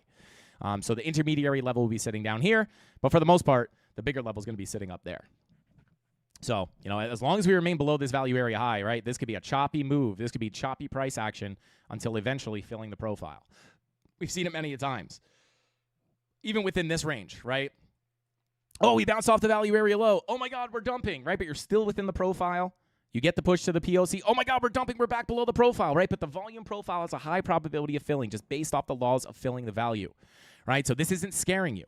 Right? You also have your money flow coming back up here, at least on the daily as well, right? So you can look for a low, a high, a higher low, and a higher high. So your money flow is coming up, and you're expecting to go from your low to your POC to your value area high. That's your anticipation off the volume profile, and money flow is supporting it.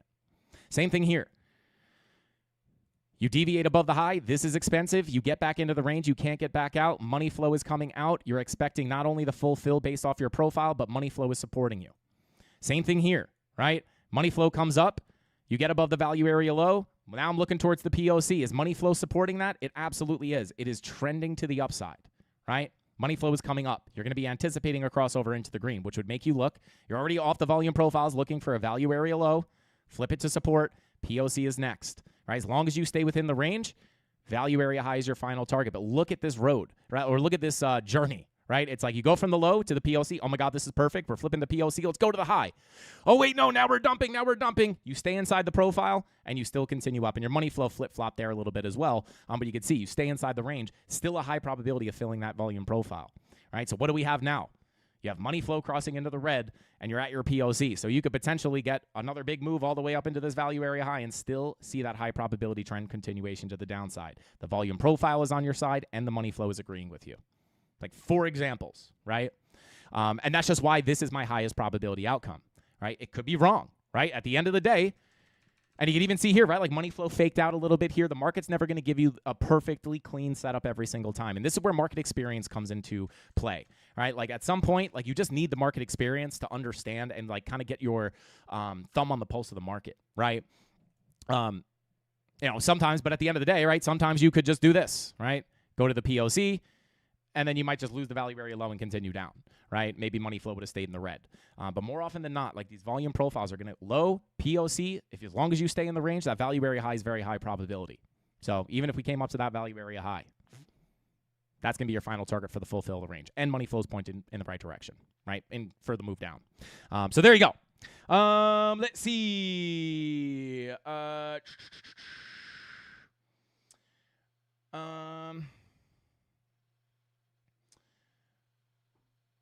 Yo, shout out to Rudy said, yo, I hate to be that guy, but could you do me a solid and start from the top? Thanks, bro. Yo, shout out to Rudy, bro. All right, let's go back to Bitcoin, guys. Oh, God, shout out to Rudy. I'm just kidding. We're not going back, guys. We're not going back. And I'm already running out of time here. Shout out to Fox3 says, now I look back, I would have rather lose 30% in 3 trades than 100% in 1 trade. Shout out to Fox3. There it is, baby. That is the mindset, right? You don't want to go, of course, you want to swing for the fences, where most people want to swing for the fences for the big trade. But if you're going to do that, very likely your risk management is going to be off. You're going to be risking your whole account on one trade. I'll just say this, Fox 3. You're 100% have the right idea. Or not the right idea. You're 100% correct there.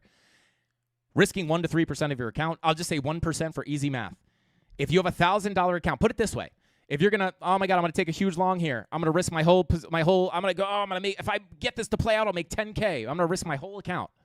Well, if that one trade doesn't play out, you're out of the game. Your account's destroyed. You have to fill it back up with more money, right? You didn't protect yourself at all. If you have $1,000 in your account and you use 1% risk on each trade, meaning if you get stopped out, you only lose 1% of your account, right? I'll just use $100, right? Well, I'll use 1,000. So if you have $1,000 in your account, you risk 1% on each trade, and you lose 50 straight trades in a row, which is very hard to do. I've never done it. Maybe some of you guys had, but it would probably be like statistically almost impossible, even just firing at random, to lose 50 trades in a row, unless you're just holding every trade until it goes back into the red. But let's just say you lose 50 straight trades in a row. You are still going to have, I think, like $650 in your account. 50 straight losses in a row, and you still have more than half your account left. This is why risk management is so important. You could lose, and then you're probably not going to lose 50 trades in a row, but you could see how that starts to add up, right? Because if you take 5 trades, I did this yesterday, right? If you take, say, 5 trades, right? Whoops. If you take 5 trades and you lose 1%, you lose 1%, you lose 1%, this one hits 1 TP and then stops you out in profit, and then this one hits full TP. Guess what? You lost 3 out of 5 trades, and this will make you more money. This will make you cover your losses from these small losses plus profit, right? These 2 winners will cover your losses plus profit. And that's only 3. That's 3 losing trades in a row. It's a lot more realistic than 50 in a row. So the risk, why would you only want to give yourself one shot to maybe hit it big? That is what we call gambling, right? Trading is not gambling. It could not be further from gambling. It literally cannot be further from gambling, right? You are literally a risk manager. Gamblers have no risk management. They just gamble it all away. But when you use risk management, this will trump your win rate. Again, 50 straight losses in a row, you still have more than half your account, right? So this will trump your win rate every single time. Risk management will trump your win rate every single time. One more time. Risk management will trump your win rate every single time. It does not matter what strategy you're using, right? Obviously, you want a good strategy, you want a high win rate, but your risk management, you can have the best strategy with the best win rate. If you're not managing your risk, you're not going to be able to make money. So shout out to Fox 3. 100% have your mind in the right place, if I understood that chat correctly. Why would you risk all your account on one trade when you could take a bazillion of them and lose a bunch in a row and still make money, right? This is what most people get wrong. They just gamble. You don't want to be a gambler. But anyway, let's see. Yo, shout out to Golden Child, said can't lose 50 in a row. Challenge accepted. Let's go. Let's go.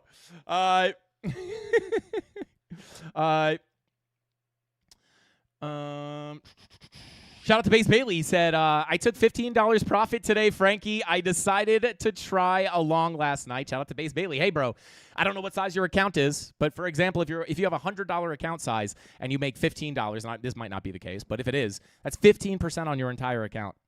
If you have a $100,000 account, that's $15,000 in that one trade. Right? It's the same trade. It's the same risk management. The only thing different is you're dealing with more capital, right? So like even if you're on a small account, you might think it's like, well, why would I take $15 profit here? It's not going to change my life. Well, it will if you can learn how to do that consistently and then eventually grow your capital, whether you want to use a funded account, you just want to build the confidence to put your own capital into your live trading account. That's what I typically do, or not typically. I've never used a funded account. Not that I think they're bad or anything. I just never really had to use them. But just think about that, right? Like, just look at it from a percentage standpoint, right? It's the percentages are all the same, right? Whether you're trading with 100 grand, 50 grand, 1K, or $100, right? If you can get consistent percentages over time, they're the same trades, the same risk management. If you can get that system down and repeat it, load in extra money, right? Now your $5 profit might be $500 profit. Maybe it's $5,000 profit. It's the same trade, just more money, right? So I always say, extend your time horizon for trading and just focus on the skill. The money will come, I promise you. If you chase that money and try to get, like what Fox 3 was saying, you try to get in and you try to hit that big trade and risk it all on one trade, it's not sustainable. Even if you get lucky once or twice in a row even, right? You do it again, you're going to get liquidated, you're going to blow up your account and eat up all the gains that you just made, right? Small and consistent wins over time, and then you can grow your account, right? The account will grow just based off the compounding effect, right? And then you could also just inject more capital, get a funded account, etc. But anyway, there you go.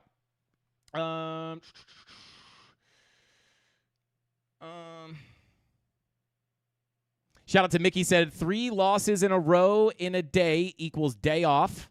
90% of you will be profitable. Shout out to Mickey. Yeah, you take too many losses in a row, walk away for the day, right? The market will be here tomorrow. It'll be here next Tuesday. It'll be here next Wednesday. It'll be here in 5 minutes from now, right? The market's not going anywhere because a lot of people get attached to, oh, I missed the long from the, like, let's just assume that this is the bottom before a new all-time high. I'm not in that camp, right? But let's just assume it is.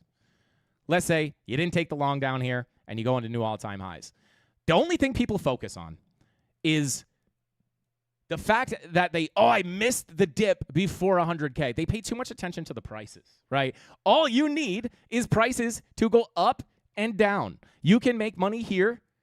You can make money here. You can make money here. You can make money here. You can make money from here to here. You can make money from here to here. You can make money from here to here, from here to here, right? All you need is price to go up and down, right? I don't care if I miss the bottom before a new all-time high. In this case, I will be in a long position from the tippy bottom. And it's nice to be in that situation.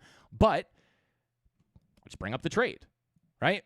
Up almost $4,000, right? We'll just say $3,500 just to even be more conservative, right? $3,500 in 24 hours from this little pop to the upside.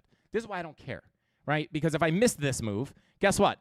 I could probably take a short here, and then maybe that's where I get my money, right? And maybe that winds up being a bigger trade, right? So, like, all you need is the ups and downs, right? Like, stop caring. Like, you could delete these prices off the scale for me, and it doesn't matter. I don't care if I'm longing from 90K to 100K or 100K to 105K or 5K to 10K or 10K to 3K. It doesn't matter, right? All I need is the movement. Right? I don't really care. Now, long-term spot bags are a little bit different, right? It's like you don't want to buy Cardano at $5 and sell it at $2, right? Or whatever it is. Maybe one day.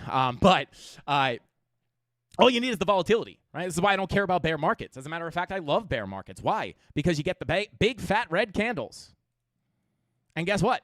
That's all we need. And guess what? If you miss this move, you can catch this move or catch that move or this move or this move or this move or this move or this move. And then maybe this move turns into a massive swing trade, and that's a big home run for you.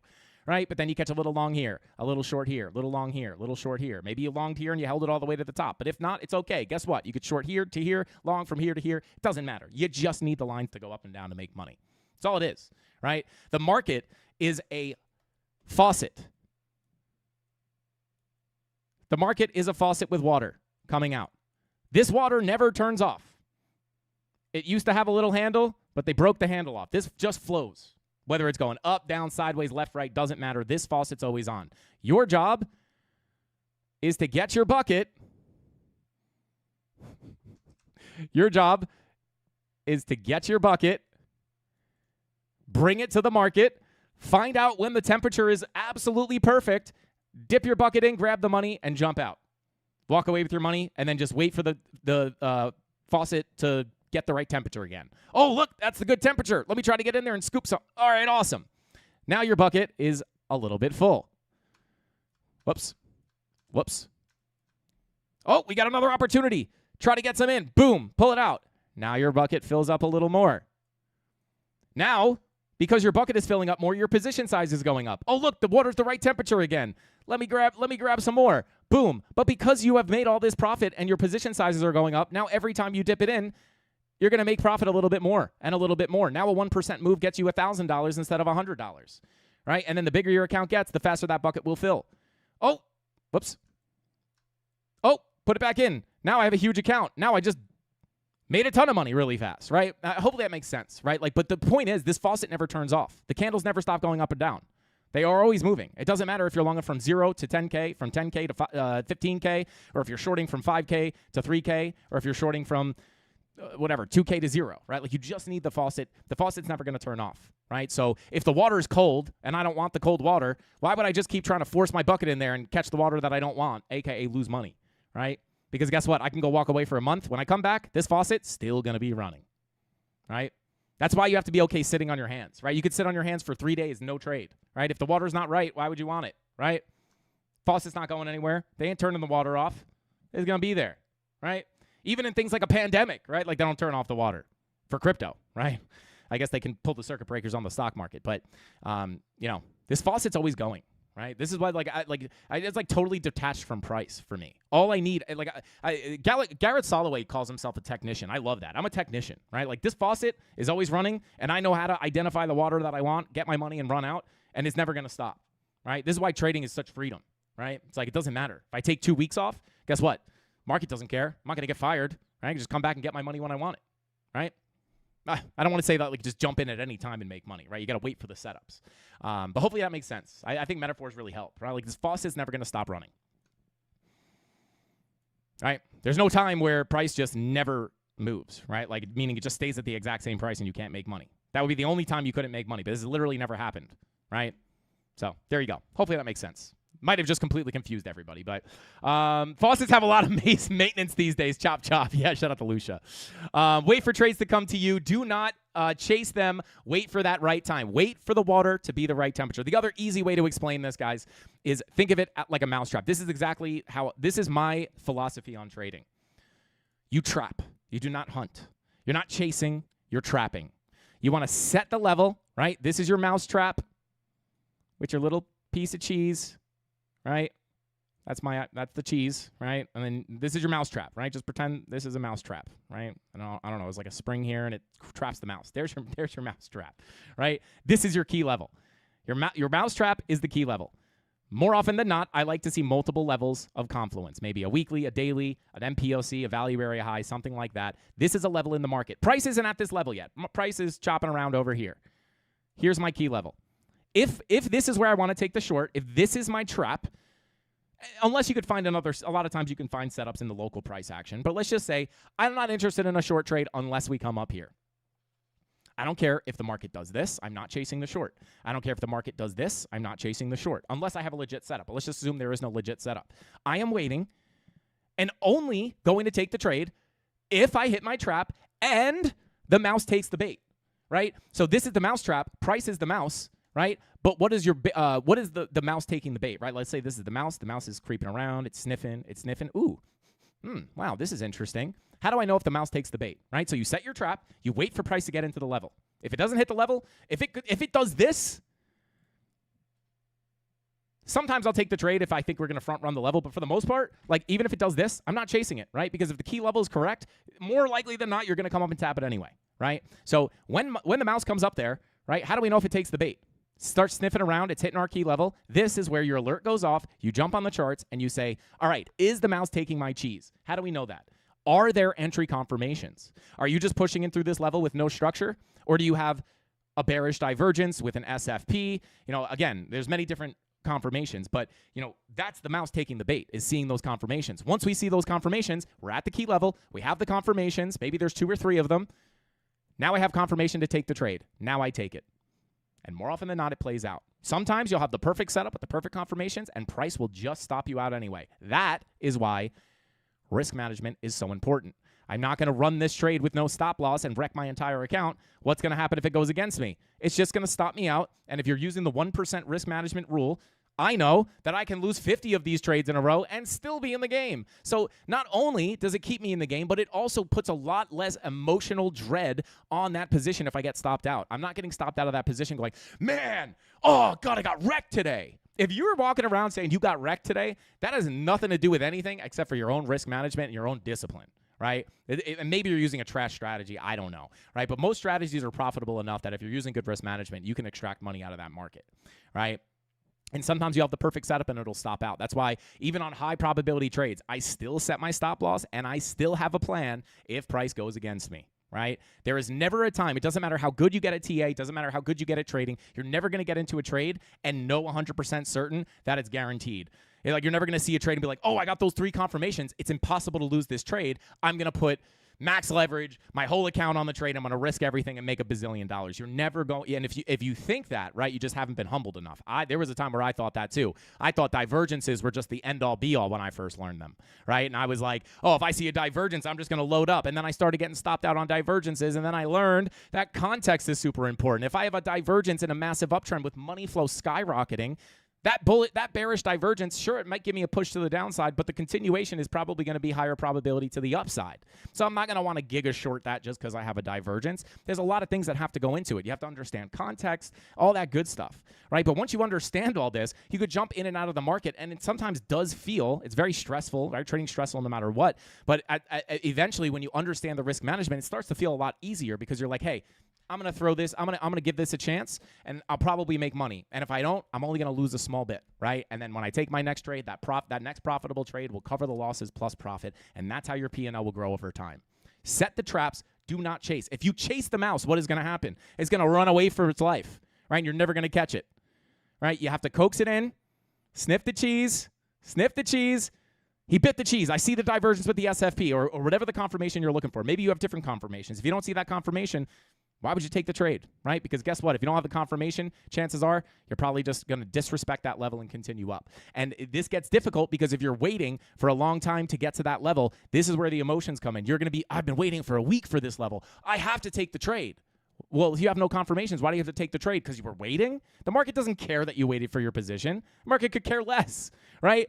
So that's why you have to just stick to the confirmations. Like, you can't let the emotion of like, man, I haven't taken a trade today yet, and like I've been waiting for this level for a week. I have to take a position. And sure, you can do that. Just protect yourself, right? Just don't risk it all.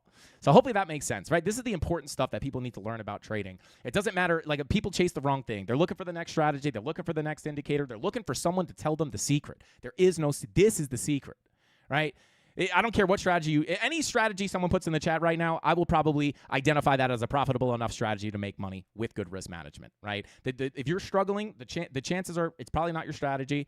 It's probably not the setups. It's probably not the key levels. And maybe it is. But I'm just saying it's a lot more likely that the reason you're struggling, you probably do have a good strategy.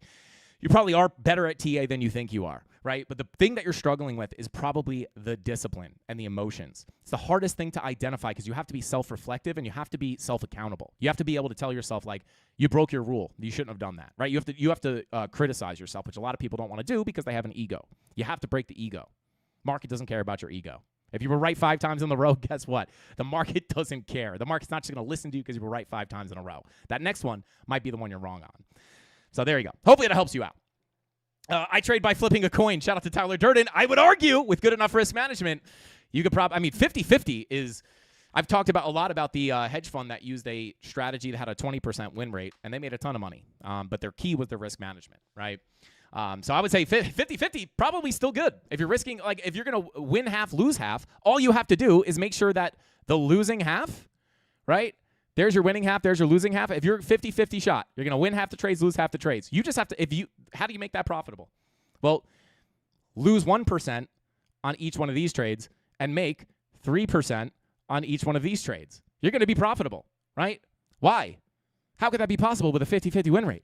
It's the risk management. It's also the only thing that you have full control over. This is the only thing you can control in the market. You can't control random price action. You can't control news. You can't control random tweets. You can't control a lot of things, right? Almost nothing in trading you can control. This is the only thing you can control, and most people, and I know this from experience, I did this to the worst degree. Most people just screw this up totally. I did for the longest time, right? So even with a 50-50 win rate, just think about that. Small losses, big wins. 50-50 win rate, you're still going to make money, right? So there you go. Shout out to Tyler Durden. Let's do a test. I said that. Maybe we'll make a video where we just flip a coin, use good risk management, and see if we can make some money. But there we go. I think the mouse has broken legs. Now going to get a lot of traps and eat too much cheese. Shout out to Lucia.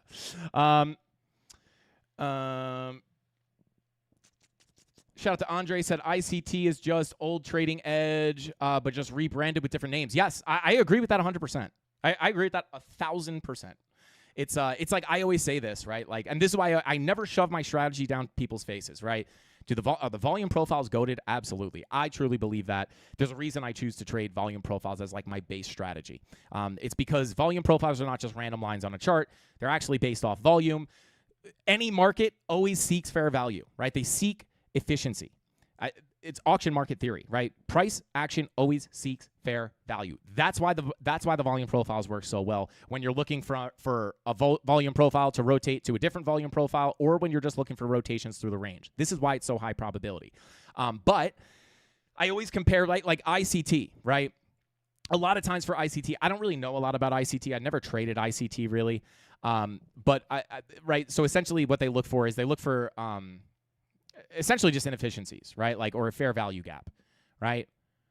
Now, for me, I don't look at fair value gaps, right? And people will say, like, well, you don't even know there's a fair value gap there. Well, that's okay if I don't know if there's a fair value gap there, because guess what? We're all looking at the same charts. We're all looking at the same information. We're basically just, how do I put this, right? It's like just, you explain it in a different way.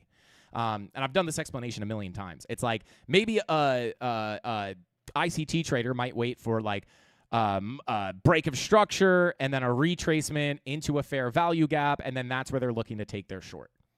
That's fair, right? That's great. But people might think like, oh, if you're not trading ICT, you would not know to take that trade. Not true at all, right? Like, it couldn't be farther from the truth.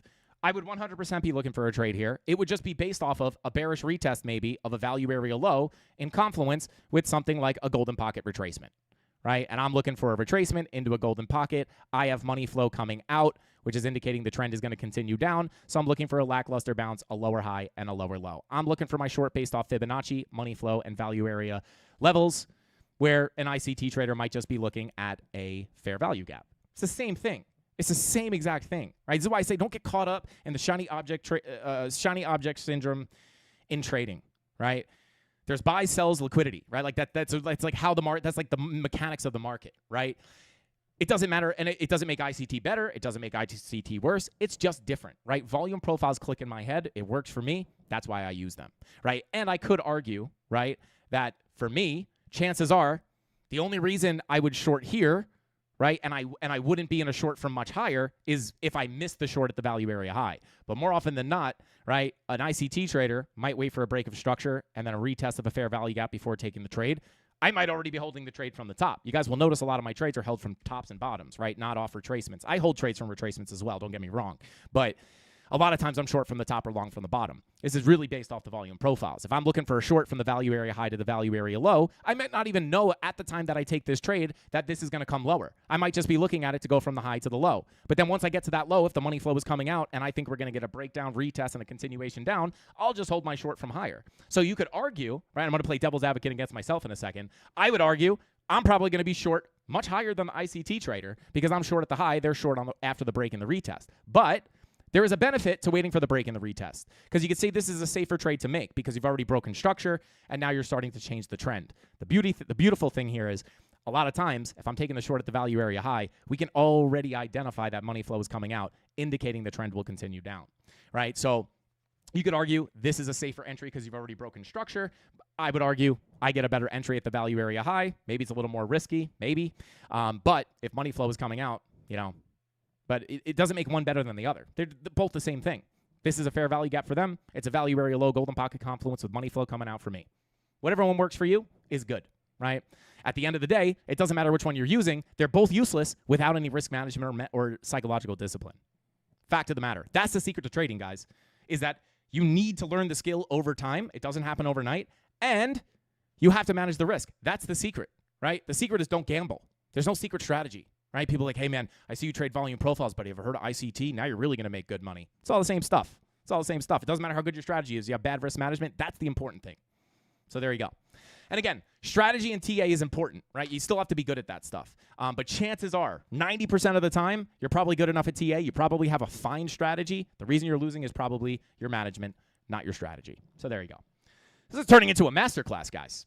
But that's all I got, guys. We took a look at Bitcoin. We took a look at XRP, Solana, Ethereum. I did want to hop off. I'm already going late here. I feel like trash. I didn't even plan on going this long today. But like I said, I got caught yapping. I just love doing what I do, baby. Volume is key. That is where price is trading. Yeah, shout out to Mickey. That's why I love volume profiles.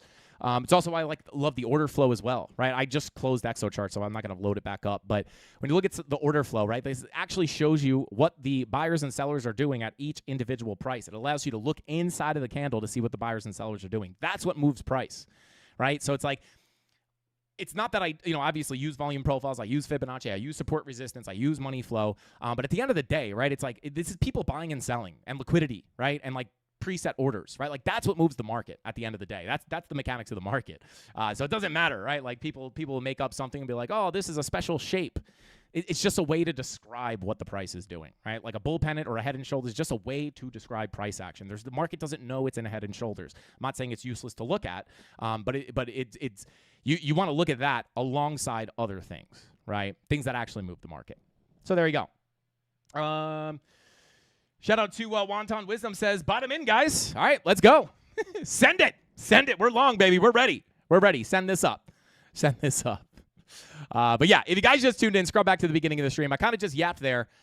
Honestly, 90% of the Mafia in here, rewatch what I just talked about, guys, because that is I just gave away the secret sauce. That's the secret sauce, right? TA's fire, that works too, but it's useless without everything I just went over. Shout out to TDK. He said, thank you, Frankie Candles. Absolute golden sauce dropped. All the sauce that gatekeeped, but not here. Appreciate you always. Yeah, shout out to TDK. That's the secret. And the reason a lot of other people probably won't tell you that, guys, is because they're probably trying to sell you their strategy, right? Which is fine. I don't have anything against that. But it's like, that's the secret. I'm blowing it off, guys. I'm blowing the top off this whole thing. That's the secret to trading. And if you're looking at that and you're like, nah, that can't be the secret. It's just because it's what you don't want to hear. But if you really want it bad enough, guys, work on that stuff. You can make it. I'm not special. I'm not smarter than anyone else. I'm low-key a little bit slow. If I could do it, you could do it. I promise you that. I'm just kidding. I'm not slow. I don't think. Anyway. But anyway, guys, I don't really feel great. Scrub back to the beginning of the stream. We covered all the TI on Bitcoin, Solana, Ethereum, XRP. We'll take a look at some more of the altcoins tomorrow. Hopefully I feel a lot better. But I'm going to hold this long. Profits locked in. Stop loss at break even. We'll see what happens. And I'll check in with you guys tomorrow. Same place. Same time, right here, 5:45 p.m. Eastern Standard Time. Shout out to Jesse. Shout out to Dylan. Shout out to Mickey. Shout out to Flippa Frank, Fox3, Creighton C, Crush It Nasty, Gen Z. I don't know if I said Gen Z yet. TDK, everybody in the chat. Thank you for being here, Mafia. I appreciate every single one of you. Go rewatch what I just talked about and then put it into effect. Actually practice this stuff and start making money like our boy. Open your mind. That's all I got. I'll see you guys tomorrow. Hasta pasta. Frankie Candles out. Bing bong!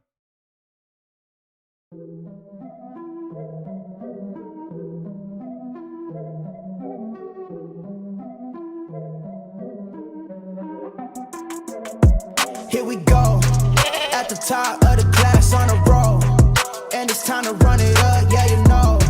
Maxed out, put the pedal to the floor, ayy, on the road, here we go, yeah we winning by a landslide.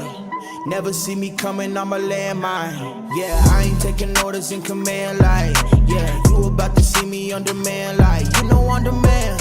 If you ain't know, you about to understand. Yeah, I got the team by my side, right hand. Yeah, take it to a string, you ain't seen it like that. Yeah, and it's the dream, and we coming for the bag. Yeah, and we ain't ever going back now. Future expedited, now we on the fast track now. They won't lend a hand, now they see us on the map now. It's time to act out. Here we go, at the top of the class on a roll, and it's time to run it up, yeah you know.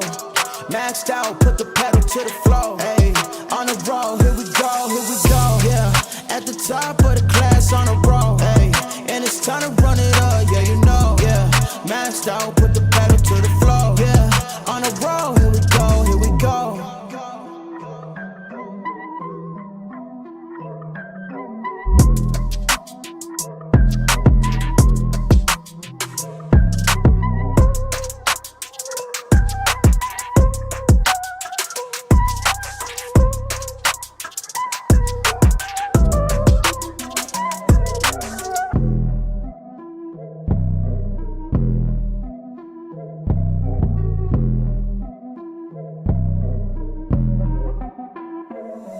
Here we go, at the top of the class on a roll, and it's time to run it up, yeah you know.